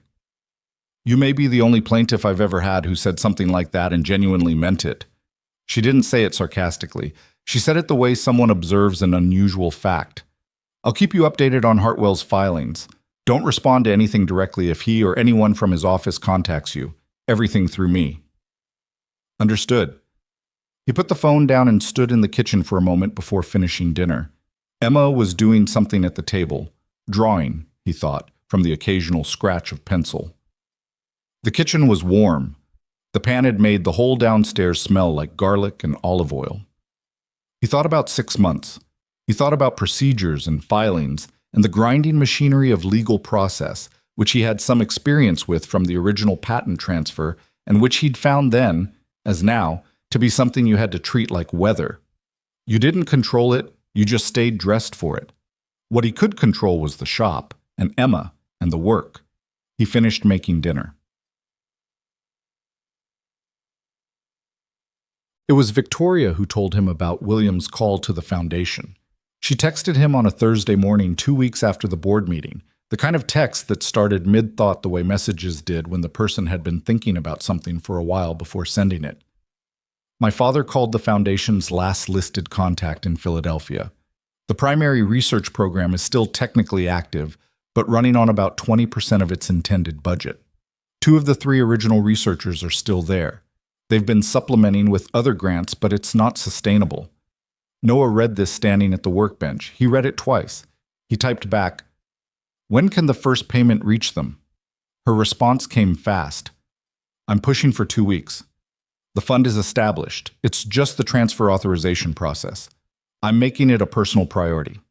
He set the phone down and stood very still for a moment. 20% of intended budget.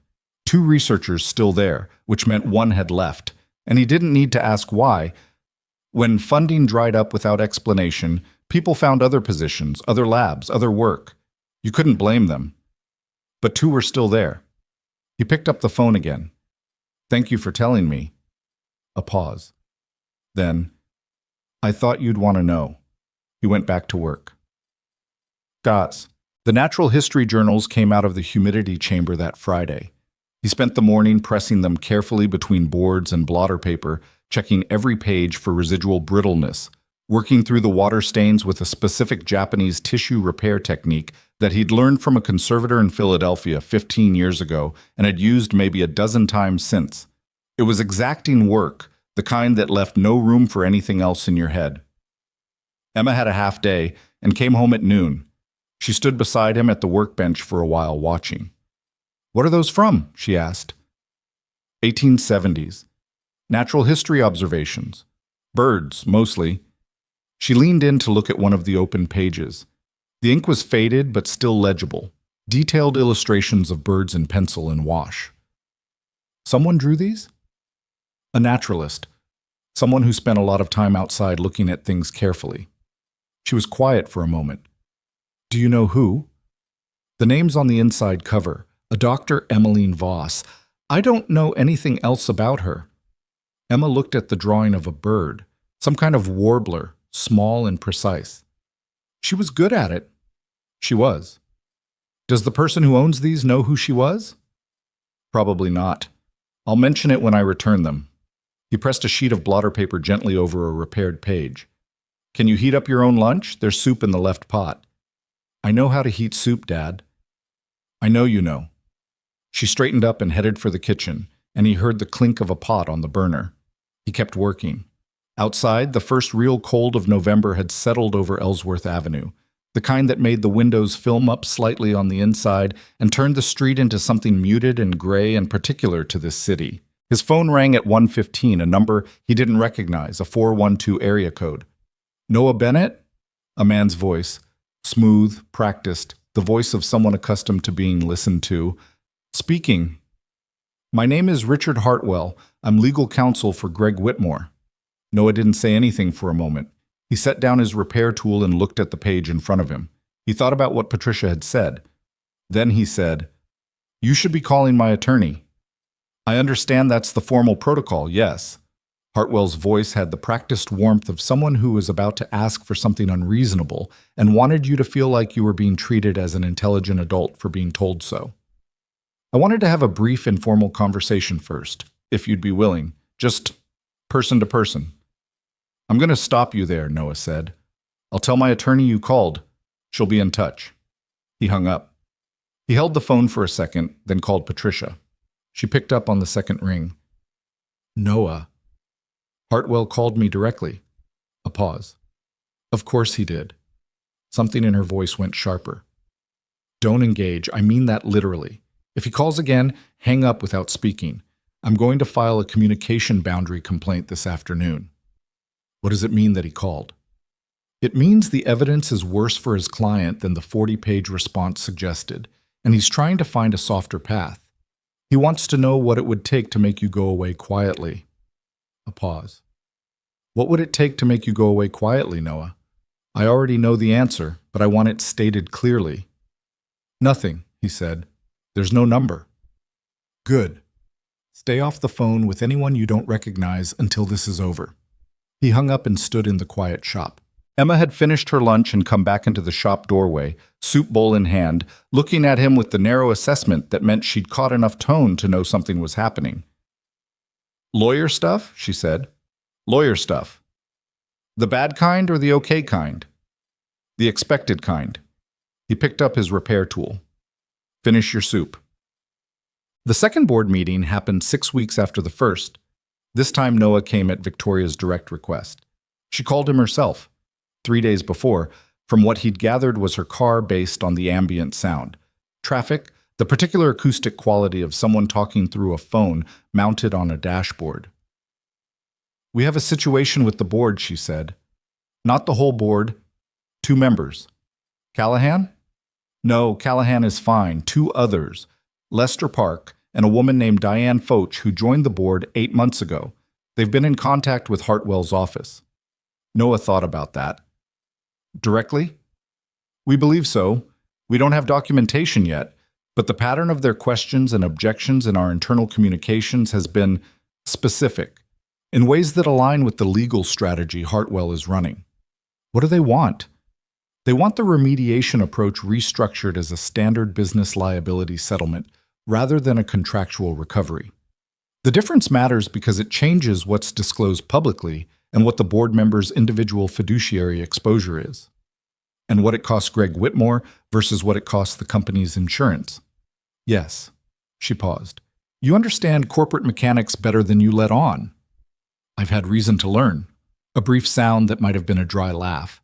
There are going to be people at this meeting who argue that a settlement offer to you personally, a significant one, is the most efficient resolution. They'll frame it as being in your interest. I want you to know in advance so you're not caught off guard by it. I appreciate the warning. And I want you there because, she paused, because the people pushing this have never been in a room with you. They've been managing you as an abstraction, a liability with a dollar sign. I think that changes when you're actually there. He thought about that. It was a strategic calculation, and she was stating it honestly as one, not dressing it up. He found that more useful than the dressed-up version would have been. "I'll be there on Mutt," he said. "Bring the original notebooks if you're willing. Physical presence of original documentation matters to certain types of people." "I was going to anyway." "I know," she said. "I'll see you Thursday." He brought the box. The original notebooks were in it, 6 composition books spanning 2003 and 2004, worn at the corners, the covers soft from handling, every page dated in his handwriting.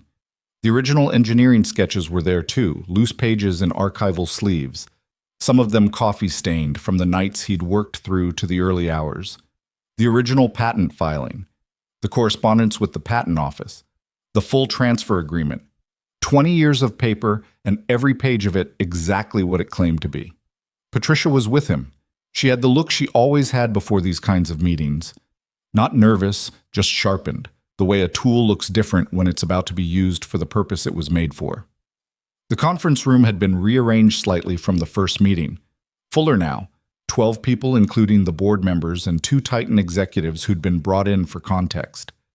Lester Park was a man in his late 60s with the physical stillness of someone who'd survived many rooms by speaking less than everyone thought he would. Diane Foch was younger than Noah expected, early 50s, precise in her presentation, a woman who communicated competence through controlled economy. She looked at Noah when he sat down with the particular look of someone cataloging a person they'd previously only seen on paper. Victoria called the meeting to order. The forensic team had updated their figures. The full shortfall was now confirmed at $4.6 million. The shell company trail had been extended. A third-party financial investigator had tracked a significant portion of the funds to accounts connected to 2 residential property purchases in Florida and 1 in Colorado. Greg Whitmore's attorney had not yet provided any response to the specific property evidence. David Park walked through the updated findings with the same flat thoroughness as the first meeting. When he finished, there was a period of questions from the board. Technical, some of them genuinely engaged, some of them clearly waiting for an opening. Lester Park found his. "I want to raise the question of resolution pathway," Park said, in the measured voice of a man who believed that phrasing was 60% of any argument. "We have a clear liability. We have a clear claimant. What we're currently constructing is a lengthy and expensive legal process when there is a more efficient mechanism available." He looked down the table. "Mr. Bennett, the board has authorized me to discuss, informally, at this juncture, the possibility of a direct settlement arrangement that would satisfy your claim entirely and resolve this matter comprehensively." The room was quiet. Noah looked at Lester Park. He didn't speak immediately, not for dramatic effect, just because he wanted to be clear about what he was saying and he thought it through before he said it. "No," he said. Park's expression didn't change. "I understand the instinct to decline before hearing the specifics. I'm not declining because I don't know the specifics," Noah said. "I'm declining because a direct settlement to me personally is not what this is about. I don't need the money. The foundation needs the money. The research programs need restoration and independent oversight, so this doesn't happen again." He paused. "A personal settlement closes the matter for Titan and closes it for Greg Whitmore in terms of civil exposure. It doesn't accomplish anything I actually want." Park said, "The foundation can be made whole through a mechanism that I control," Noah said, "or through the proper restoration of the original structure with independent oversight, as the transfer agreement specifies." He let that sit for a second. "Those are different things. One of them is clean. The other one just moves the point of failure." Diane Foch spoke for the first time. Her voice was precise, not unkind. "Mr. Bennett, I want to understand your position clearly. You're declining a settlement that would likely exceed the total shortfall with interest because it solves the wrong problem," Noah said. "I didn't come into this room to get paid. I came into this room because a promise was made in my wife's name and it was broken, and I want it repaired so it holds, not papered over so it looks like it does." The room was very quiet. Patricia had her pen resting on her legal pad and wasn't writing anything, which was how Noah had learned to read when she thought he was doing well on his own. Callahan, from his seat in the middle of the board row, said quietly, That seems clear enough to me. Lester Park looked at Callahan. Then he looked at Noah again, and something in his expression shifted. Not warm, but recalibrated. The man had made his argument, and it had landed on something it couldn't move, and he was too experienced to keep pushing a wall. What exactly would the independent oversight structure look like? Foch asked. It was the first genuinely constructive question anyone had asked about the forward mechanism, and Noah recognized it as such. He looked at Patricia. We've drafted a proposed oversight structure, Patricia said, and opened her portfolio. External trustee, quarterly reporting obligations, annual independent audit with mandatory board disclosure. The trustee is nominated jointly and can't be removed by either party alone. She slid copies down the table. It's modeled on the original agreement's intent, with the enforcement mechanisms that were absent before. People read. The room had a different quality now. The adversarial thing had shifted into something more procedural, which was its own kind of progress. Foch looked up from the document. The joint nomination for the trustee. How do you see that working practically? A 3-person selection committee, Patricia said. 1 nominated by Titan's board, 1 by the foundation's reinstated directors, 1 independent attorney nominated by both parties jointly. Majority rules on selection. And removal? Unanimous agreement of all 3, or a court order. Foch nodded slowly. She was reading again. Noah watched her and thought that she was, underneath the board positioning, a person who actually wanted a workable answer. The positioning had been strategic, maybe under pressure from Hartwell's operation, but the underlying person seemed capable of something better than that. He wasn't going to say that out loud, but he noted it. The meeting ran 3 hours. By the end of it, a working group had been established to review Patricia's oversight proposal. Lester Park hadn't changed his position exactly, but he'd stopped actively arguing against the mechanism. Foch had asked 4 more substantive questions and seemed, by the end, to be thinking about implementation rather than obstruction. Victoria had said almost nothing during the substance of the discussion. She managed the room, kept the process moving, called on people, maintained the structure. But she'd let Noah carry what needed to be carried, which was its own form of trust, and which he didn't take for granted. When people stood to leave, she came around the table toward him while Patricia was talking to Callahan. "Thank you," she said. "For what specifically?" She thought about it for a second. "For not taking the settlement. It would have been easier for you." "No, it wouldn't," he said. She looked at him with the expression she sometimes had, the one that was trying to understand something and not quite getting all the way there. "Why do you—" she started, then stopped. Tried again. "You've been protecting something that cost you a lot to build in the first place. The foundation. The work. You don't talk about it like it's an obligation. You talk about it like it is what it is," he said, because he didn't have a cleaner way to explain it. Sarah believed the work mattered. She died before she could see whether she was right. I owe it to her, and to the people who might benefit, to find out. Victoria was quiet for a moment. She was looking at him with something that wasn't the CEO expression, wasn't the professional recalibration, just a person looking at another person and arriving somewhere unexpected. "I'm sorry about your wife," she said. Quietly, simply, without the formal weight of condolence language. "It was a long time ago," he said, which was true, and also not the point. She nodded. She looked like she might say something else, but Patricia was finishing with Callahan and turning back toward them, and the moment closed into professional distance again. "I'll call you when the working group has initial feedback," Victoria said. "Okay." He picked up his box and followed Patricia to the elevator. November deepened. The working group met twice. Patricia negotiated the oversight structure through 3 rounds of revision, each one tightening language that the board's attorneys tried to loosen. It was slow, grinding work, the kind that happened in tracked changes documents and conference calls and the margins of legal drafts. Noah did his own work. He returned the natural history journals to the history professor, who ran her fingers over the repaired pages with the same careful reverence and said nothing for a long moment, which was the best response. He took on a new commission, a private collector in Shadyside who had a collection of early American pamphlets, brittle and foxed, that needed deacidification and box making. It was months of work. He was glad for it. Emma had a school performance in the third week of November, a thing they were calling a heritage presentation, which meant 23 third graders stood on a small stage and talked about their families. Emma had asked Noah 2 weeks before what she should say. "What do you want to say?" he asked. She'd thought about it seriously the way she did. "I want to say about Mom, about her name being on the foundation. Is that okay?" He looked at her. "Yeah," he said. "That's okay." She practiced it in the kitchen 3 nights running, standing at the counter, very serious, 8 years old, and utterly composed. On the night of the performance, he sat in the third row of the school auditorium in his good jacket, cleaned now, the wine stain professionally removed, and watched her stand at the microphone and say, without any wavering, "My mom died when I was a baby.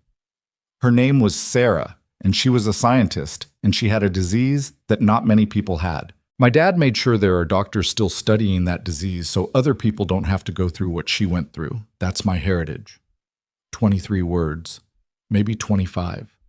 He sat in the third row and looked at his daughter and thought about the 14 months between Sarah's diagnosis and her death, and the newborn he'd held in a hospital hallway, and the papers he'd signed in grief and exhaustion, and the shop he'd built on Ellsworth Avenue, and the boxes in the basement, and the phone call to William, and the room in the Strip District Tower where he'd told 8 board members to just fix it.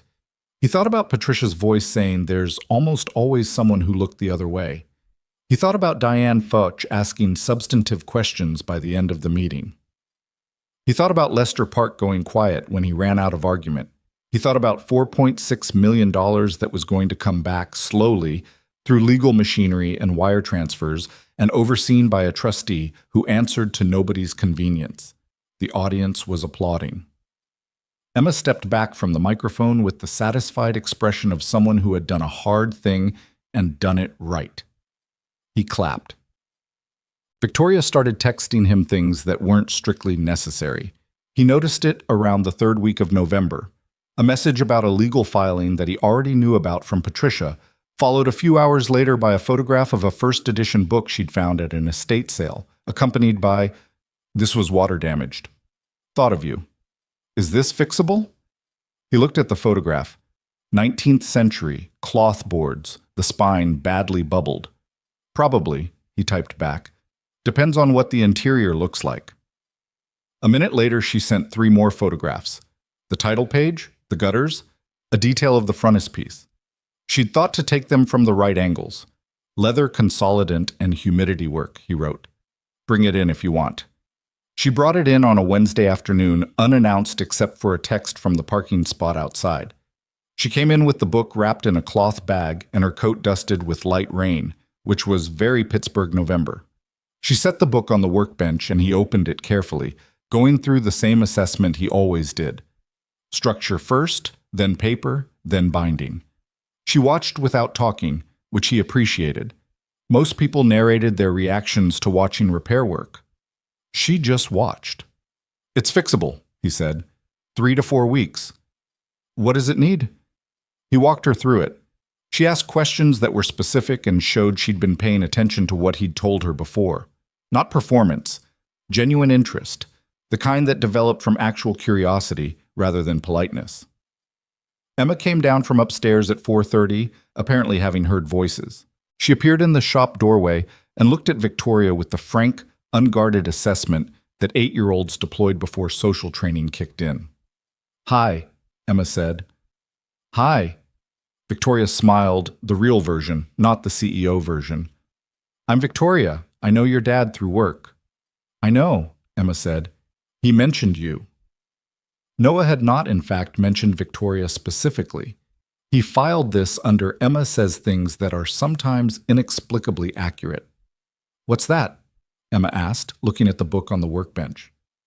"I found it at an estate sale," Victoria said. "It was in bad shape." Emma came closer and looked at the book with the proprietary interest of someone who had grown up around damaged things being made better. "Dad can fix anything," she said. "I know he can," Victoria said. Emma looked at her with that clear-eyed appraisal. Whatever she was measuring, she seemed, after a moment, to find it acceptable. "Do you want to see what I'm drawing?" she asked. Victoria blinked slightly, surprised by the directness. Sure. Emma disappeared back upstairs and came down with her sketchbook. She'd been drawing maps lately, elaborate fictional territories with names and rivers and small illustrated landmarks. She put it on the workbench and opened it without ceremony. Victoria leaned over it. She looked at it for a genuine moment. This is a whole world, she said. It's called Verendal, Emma said. The river is the Amsar. These dots are cities. What's this one? Victoria pointed. That's the capital. It's called Norris. The Queen lives there. What's the Queen like? Emma thought about it seriously. Fair, she said. But she doesn't put up with stuff. Noah on the other side of the workbench kept his face entirely neutral. Victoria looked at the map for another moment. I like her, she said. Emma took the sketchbook back without self-consciousness. Okay, she said. I'm going back upstairs. She went, and they could hear her feet on the steps. The shop was quiet for a moment. Victoria was still looking at the workbench where the sketchbook had been. She's wonderful, she said. I know, Noah said. She looked up at him. Something in her expression was different from every other expression he'd catalogued. Less managed, more present, like a room with the windows open. She said you mentioned me, she said. Did you? He looked at her for a second. Not specifically. She just knows things. Victoria held his gaze for a moment, then looked down at the book on the workbench. 3 to 4 weeks, you said. Give or take. I'll come back for it. She picked up her bag, pulled her coat closed against the cold that would meet her at the door. She paused. Noah. Yeah. She seemed to be deciding whether to say something. Whatever it was, she let it rest. Thank you for the book. You haven't thanked me yet. It's not fixed. She smiled, brief, genuine. For taking it. She left, and he stood at the workbench with the damaged book and the sound of rain starting against the window and Emma's footsteps overhead, and the shop around him the way it always was, constant, specific, smelling of old things being carefully preserved. He opened the book to the title page. The work was there waiting for him, as it always was. He picked up his tools. The settlement offer came on a Tuesday in December, the same week the first snow of the season arrived in Pittsburgh. Not the kind that stuck, just the kind that fell for a few hours and made everything briefly quiet before turning to slush on the sidewalks. Patricia called Noah at 8 in the morning while he was scraping ice off his van windshield to take Emma to school, because the school bus had a mechanical issue and wasn't running. He tucked the phone between his ear and shoulder and kept scraping. Hartwell filed a revised position last night, she said. Greg Whitmore is offering a full civil settlement. The number covers the foundation shortfall, the contractual penalties under Section 14, and interest calculated from the date of the first missed payment. Noah stopped scraping. Everything. Everything, plus a modest additional amount that I think is meant to function as a gesture of good faith, though I wouldn't characterize it that way. A pause. There's a condition. Of course there is. He wants a confidentiality agreement. The settlement terms, the specifics of the fraud structure, and his personal involvement, all of it sealed. Publicly, it becomes a corporate compliance correction. No press, no criminal referral from the civil side, no public disclosure of the shell company structure. Emma came out the front door in her coat and backpack, saw him on the phone, and waited on the step with her breath coming in small clouds. That's the condition, Noah said. That's the condition. He looked at the half-scraped windshield, at Emma waiting on the step, at the slush-gray street. No, he said. Patricia was quiet for a beat. You understand what you're leaving on the table. The criminal investigation is a separate process. We don't control that. But the civil settlement with full disclosure versus sealed confidentiality makes a significant difference in how the case proceeds and how long it takes. I understand that. And you're still saying no. The oversight structure requires public transparency reporting, he said. Patricia, if we seal this, what does that tell every Greg Whitmore who comes along after him? That if you steal from a charitable foundation long enough and carefully enough, the worst case is you write a check and it goes away quietly? He looked at Emma again. She had her hands in her pockets and was being extremely patient. No, the transparency provision stays. Whatever the additional time costs us, it costs us. Another pause. When Patricia spoke again, there was something in her voice, not quite warm, because she was too professional for that, but something adjacent. I'll convey your position. Tell him the oversight reporting requirement is non-negotiable. Everything else we can discuss. Got it. She paused one more time.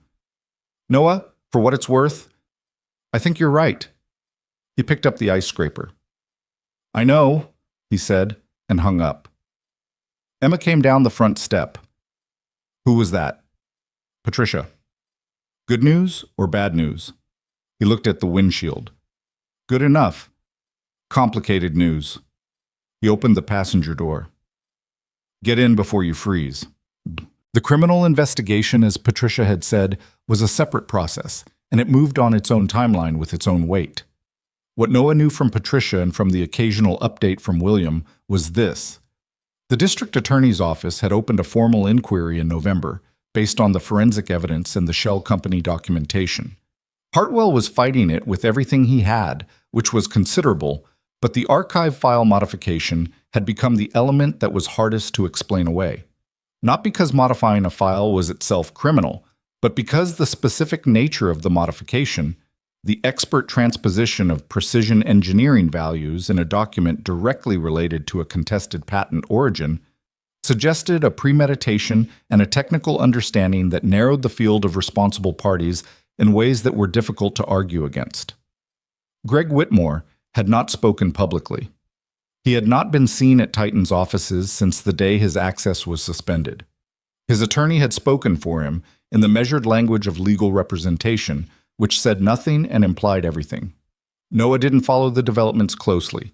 He got the updates he needed from Patricia and let the process run. He'd said what he had to say. The records existed, and they were what they were. His job now was to be available when needed, and otherwise to be in his shop doing his work, which was what he'd always done. What he found, as December moved forward, was that life had a way of continuing in the spaces between important things. Emma had a math test she was worried about, and then did better on than she expected. And the relief on her face when she showed him the grade was the specific relief of someone who'd discovered they were more capable than their fear had told them. He helped her study for the next one, sitting at the kitchen table with flashcards he'd made from index cards because old methods sometimes worked. He finished the Victorian estate sale book for Victoria. The bubbled leather consolidant and the interior restoration had taken exactly 3.5 weeks. And when he texted her it was ready, she came on a Saturday afternoon. Emma was in the shop doing homework at the end of the workbench, which she did sometimes when she didn't want to be upstairs alone. She looked up when Victoria came in and said, "Hi," with the ease of someone who had already decided this person was acceptable. Victoria looked at the finished book on the workbench. She picked it up carefully, opened it, turned pages. The repairs were invisible the way good repairs always were, not because the damage was erased, but because the damage was stable now, integrated, the book able to be what it was supposed to be. "It's like it never happened," she said. "No," Noah said. "It's like it happened and was taken care of." He paused. "The damage is still in there if you know what to look for. I didn't make it new, I made it sound." She looked at him over the edge of the book with a look he was getting better at reading.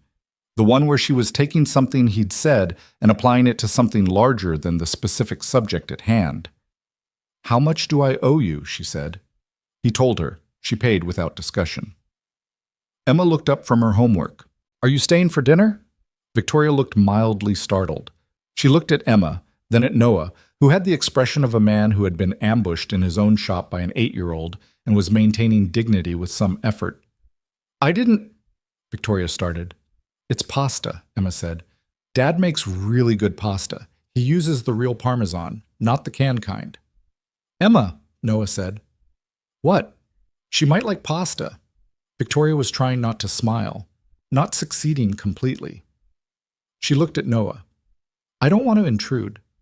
"You're not intruding," Emma said, with the absolute authority of someone who lived there and considered this her call to make. Noah looked at Victoria. Victoria looked at Noah. The shop was quiet except for the sound of pencil on paper as Emma went back to her homework with the satisfied expression of someone who had said her piece. "It's pasta," Noah said. "It's not complicated." Victoria stayed for dinner. It was not a significant event. It was pasta, as advertised with the real Parmesan, and Emma talked about the fictional world of Verendal in considerable geographical detail, and Victoria asked questions about the political structure of the river settlements that were clearly genuine and not condescending, and Noah ate and listened and occasionally interjected when Emma's grasp of what was historically plausible went entirely off the rails.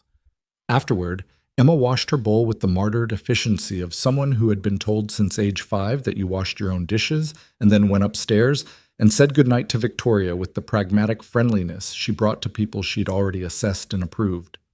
Noah made coffee. Victoria sat at the kitchen table with her hands around the mug and looked at the worn surface of the table. The ring stains from years of mugs, the place where Emma's art projects had left faint marks despite the protective mat. "She's very direct," Victoria said. "She always has been. From about 6 months old, she had opinions." He sat down across from her. "You held your own." "I was intimidated," Victoria said. "She's 8 and I was intimidated." "She has that effect." They were quiet for a moment. It was comfortable in a way that Noah noticed carefully, because he was the kind of person who paid attention to the quality of silences. "The working group finalized the oversight structure language yesterday," Victoria said. "Patricia will have the documents Monday." "I know, she texted me." "Right." She turned the mug in her hands. "The Foundation's trustees have been reappointed. 2 of the original board members who were there at the start are coming back. They want to do a call with you next week." "I'll call them?" "They're going to ask you to take a formal advisory role with the Foundation. Not compensated, just present. Someone who understands what it was built for." She looked at him. "Will you?" He thought about it. He thought about saying no, about keeping his distance from institutions the way he'd kept his distance from everything large and corporate for 20 years.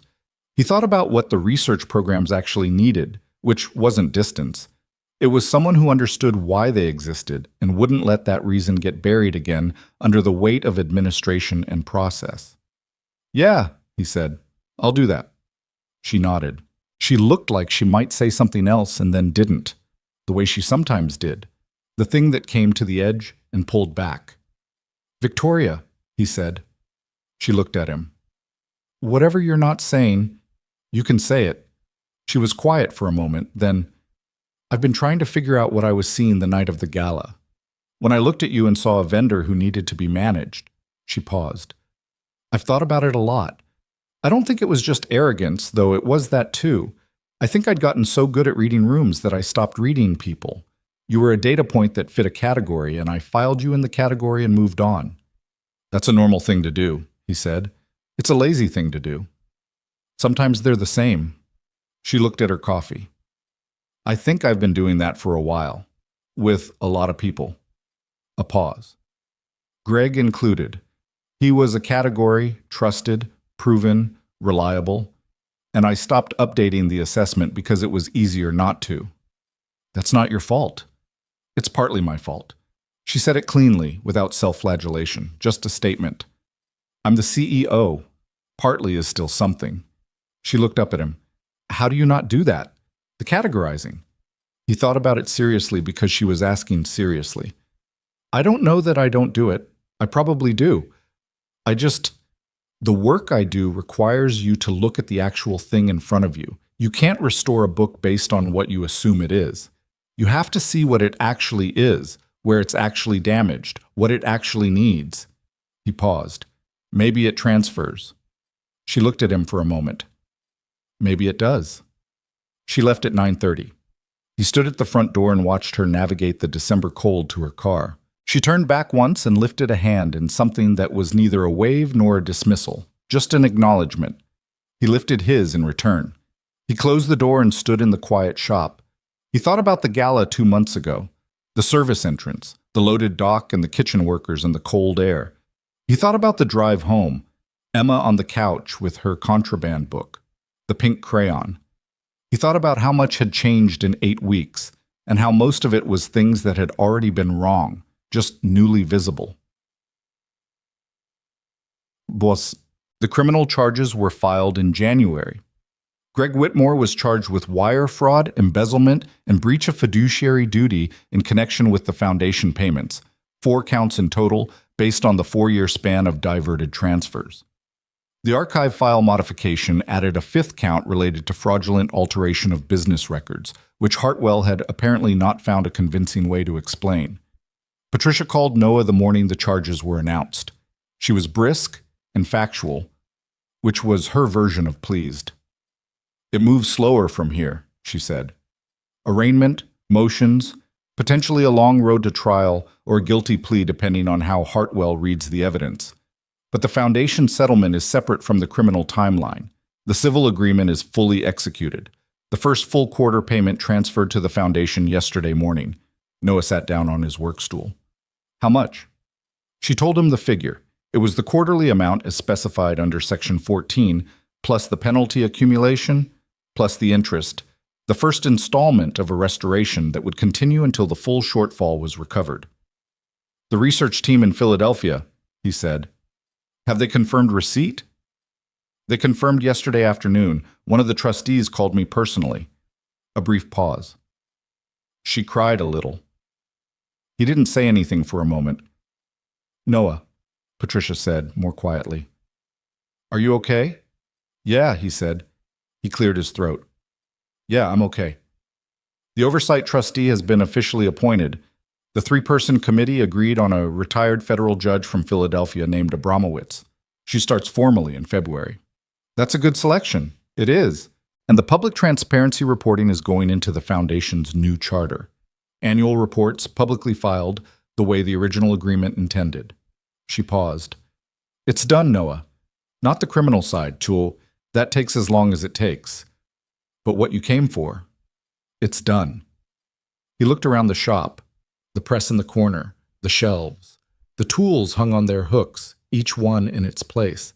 The humidity chamber, currently empty, waiting for the next damaged thing. "Thank you, Patricia," he said, "for everything." "You were an unusually clear-headed client," she said. "It made my job easier." He smiled at that. Not the smile he usually kept to himself, the actual one. "Send me your final invoice." "Already in your email." A beat. "Take care of yourself." She hung up. He sat on the stool for a long moment in the winter light that came through the front window, thin and pale, Pittsburgh January light that gave nothing away. He thought about the foundation trustees in Philadelphia, the two who had come back from the original board and the new ones they'd been recruiting. He thought about the research team, reduced, underfunded for 4 years, still there, still working on the problem. He thought about Sarah. He didn't do this the way he used to, the sharp ambush of it, the physical quality. What he felt now was quieter and more settled, the way grief felt when it had been lived with long enough to stop being an emergency and become simply a part of the architecture of a life. She had been specific and real and difficult to replace because she was irreplaceable, which was the true and ordinary fact of losing someone. What he could do, the only thing, was make sure the work continued. The things she'd believed mattered. That he had done. He got off the stool and went back to the commission, waiting on the bench. The Engineering and Research Center was Victoria's idea. She mentioned it to Noah in February in his shop, standing at the workbench where she'd taken to coming on occasional afternoons, not frequently, not on a schedule, just sometimes, the way people enter each other's lives gradually when neither of them is trying to make it a formal thing.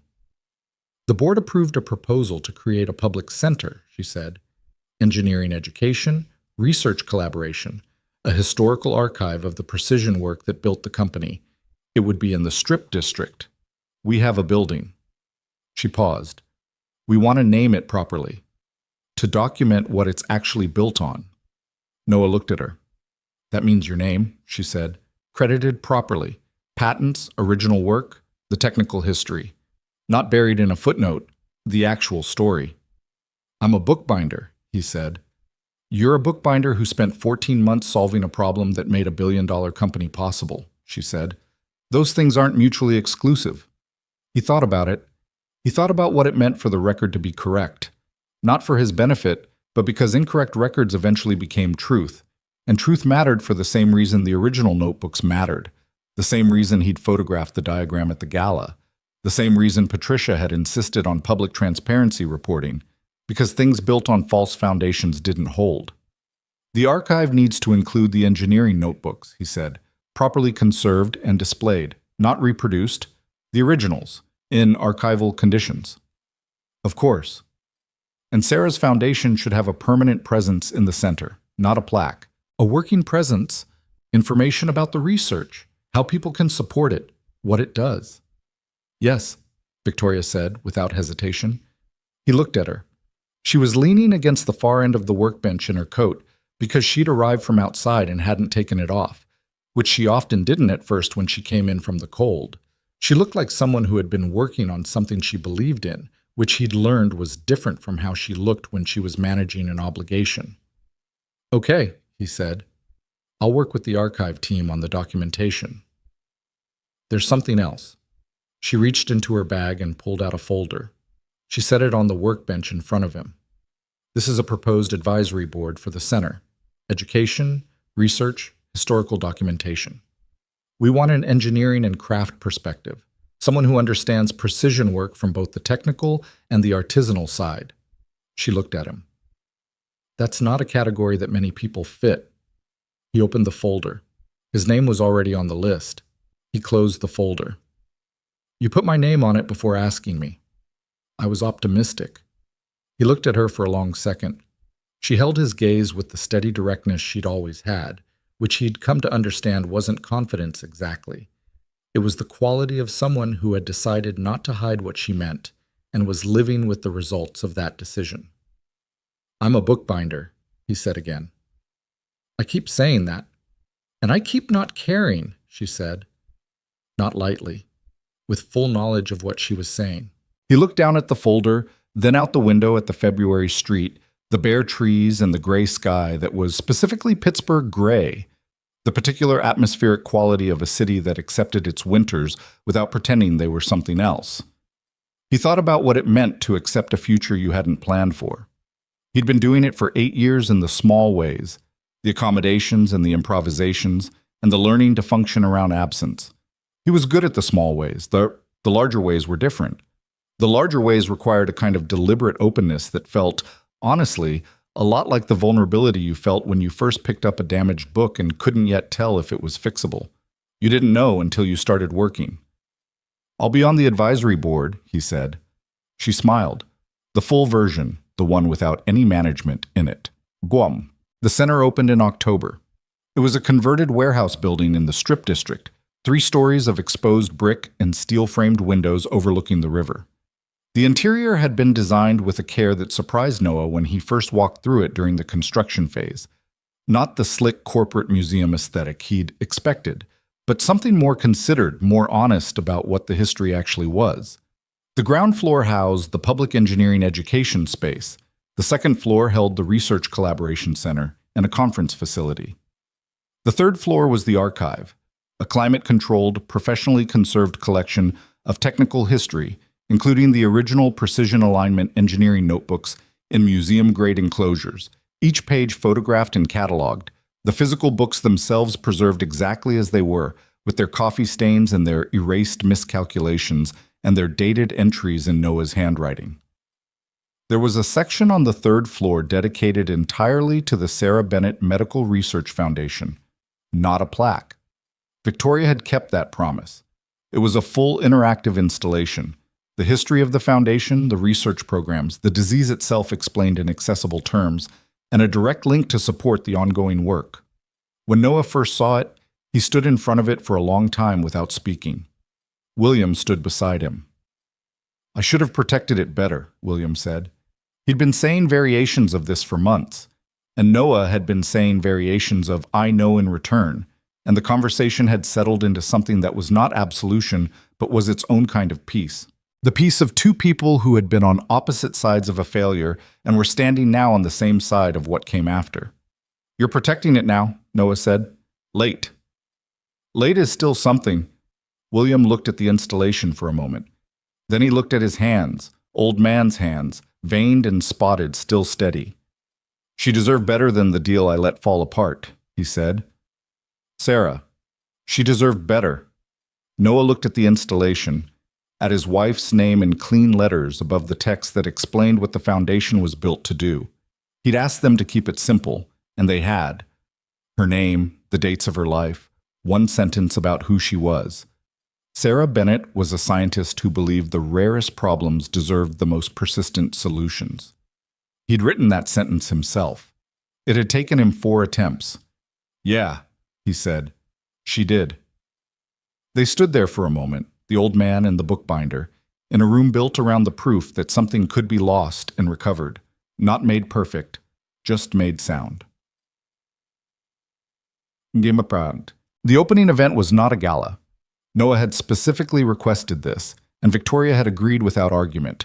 It was an open house, public, free admission, the kind of event where people wandered through at their own pace and engineers from the Strip District startups came in. Jeans and the local school district brought 2 classes of middle schoolers who immediately gravitated to the interactive precision modeling station on the ground floor. Emma came in her good clothes, which she'd chosen herself, which meant a blue sweater and the corduroy pants she considered formal. She walked through the archive floor with the quiet seriousness she brought to things she understood mattered. She stopped in front of one of the engineering notebook enclosures. Her father's handwriting, 20 years ago, filling the pages with the patient documentation of someone working through a problem that wouldn't let him go. "These are yours," she said. They were. Now, they're the archives. She looked at the page visible through the enclosure glass. A spread of dimensional calculations and a small margin sketch. A detailed drawing of a component relationship. "I can't read the math." "Neither can most people." "Could you explain it?" "Yeah." She looked at it for another moment. "Were you scared when you were figuring this out? When it wasn't working yet?" He thought about it honestly. More frustrated than scared. Scared came from other things that were happening at the same time. She looked at him with the clear-eyed directness that was entirely her mother's. Because of Mom. "Yeah." She nodded slowly. She looked back at the notebook page. "She would have liked this place," she said. "Don't you think?" He looked at the room. The archive, the carefully preserved notebooks, the installation with her name on it, the third-floor windows showing the river and the city beyond. "Yeah," he said. "I think she would have." Emma put her hand briefly in his, the quick matter-of-fact contact of someone who was almost 9 and had figured out exactly when that gesture was needed, and then let go and moved to the next display case. He stood and looked at the notebook page for a moment longer. His own handwriting, young man handwriting, before the years had steadied it further. The problem that had taken 14 months to solve, documented in these pages with the stubbornness of someone who couldn't stop until it was right. He thought about what Emma had asked. "Were you scared?" He'd been more scared than he'd told her. He'd been terrified, if he was honest. Not of the technical problem, but of what it meant, of whether the work would hold, of whether a man who was already losing his wife could also lose the thing he was building in the hope that something good would outlast the loss. He'd been 26 years old, and he'd been alone in a workshop at 4 in the morning, and the numbers had finally aligned, and he'd called William Sinclair and said, "I have it." And what he'd meant, underneath the engineering, what he'd really meant was, "I want this to survive." It had. Imperfectly, incompletely, through damage and neglect and deliberate sabotage and the ordinary failures of people who had promised better. But it had survived, and it was here, and the work was continuing in a lab in Philadelphia where 2 researchers who had stayed past the point where staying was reasonable were now properly funded and properly supported and had recently brought on a 3rd. Things survived when people refused to let them die quietly. That was the only lesson he had. It wasn't elegant. It was just what he knew, Shem. Victoria found him on the ground floor near the end of the evening, standing at the edge of the engineering education space, watching the last of the middle schoolers argue over the precision modeling station with the authentic intensity of people who had found something they were genuinely good at. "How are you doing?" she said. "Fine." He meant it. "It's a good place." "It is." She stood beside him, looking at the kids at the station. "One of them asked me earlier what precision engineering was, and I started explaining, and he said, 'Oh, so it's about not being sloppy,' and then went back to the model." "That's actually correct." "I know, I told him so." She paused. He looked insufferably pleased. Noah almost smiled. They stood watching for a moment. The building was warm, the November dark visible through the steel-framed windows, the river lit in patches by the opposite bank. Pittsburgh at night, specific and real. "Noah," she said. "Yeah." She looked at him. She'd stopped managing what her expression showed when she looked at him, somewhere in the past few months, and he'd noticed and had not said anything about it because saying something about it would have changed the quality of the thing, and he'd been unwilling to risk that. But standing here, on the finished side of everything they'd both been working toward, the question of what came next was present in the room whether either of them named it. "I'd like to take you to dinner," she said. "Not a business thing. Not foundation-related.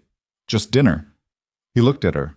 The direct way she had of saying things, the quality that he'd first registered as simply efficiency and had come to understand was something more careful than that.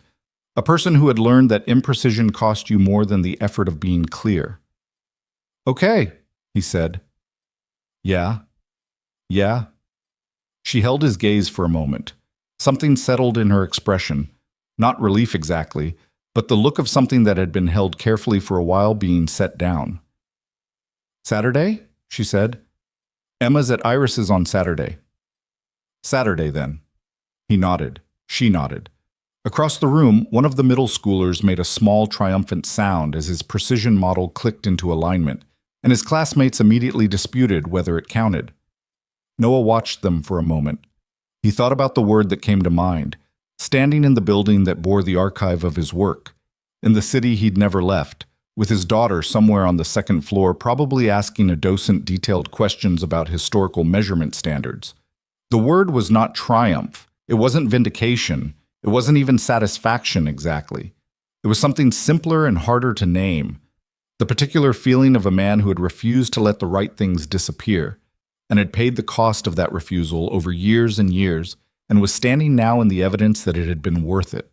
Not because it had been easy or clean or without loss, because it hadn't been any of those things, and it had mattered anyway. He was 32 years old and his hands were stained and scarred from his work, and he still didn't sleep well every night, and there were mornings when the grief was still there, quieter than it used to be but real, a permanent part of the architecture. He had a daughter who could read a damaged room with more accuracy than most adults. He had a shop that smelled like old things being carefully preserved. He had work that asked of him exactly what he was able to give. He had, he thought, standing in this room full of people and light and the preserved record of what a man could build when he refused to stop. He had more than he thought he would. Emma appeared at his elbow. "Dad, the docent on the second floor says the original tolerance specifications were revolutionary for 2004. I told him my dad made them, and he didn't believe me." "What did you say?" She shrugged. "I said he could look it up." Victoria, on his other side, made the small sound she made when she was suppressing a laugh. Noah looked at his daughter. He looked at Victoria. He looked at the room, the kids at the precision station, the engineers from the startups, the two original foundation trustees who were here tonight and who'd shaken his hand when they arrived with the grip of people who had waited a long time to say thank you in person. He looked at the river through the windows. "Come on," he said to Emma. "Let's go find the docent and set the record straight." She grinned, the wide, uninhibited version, and led the way through the crowd with the confidence of someone who had already decided the outcome. He followed. Some things, when they were properly cared for, held. That was the whole of it. That was enough.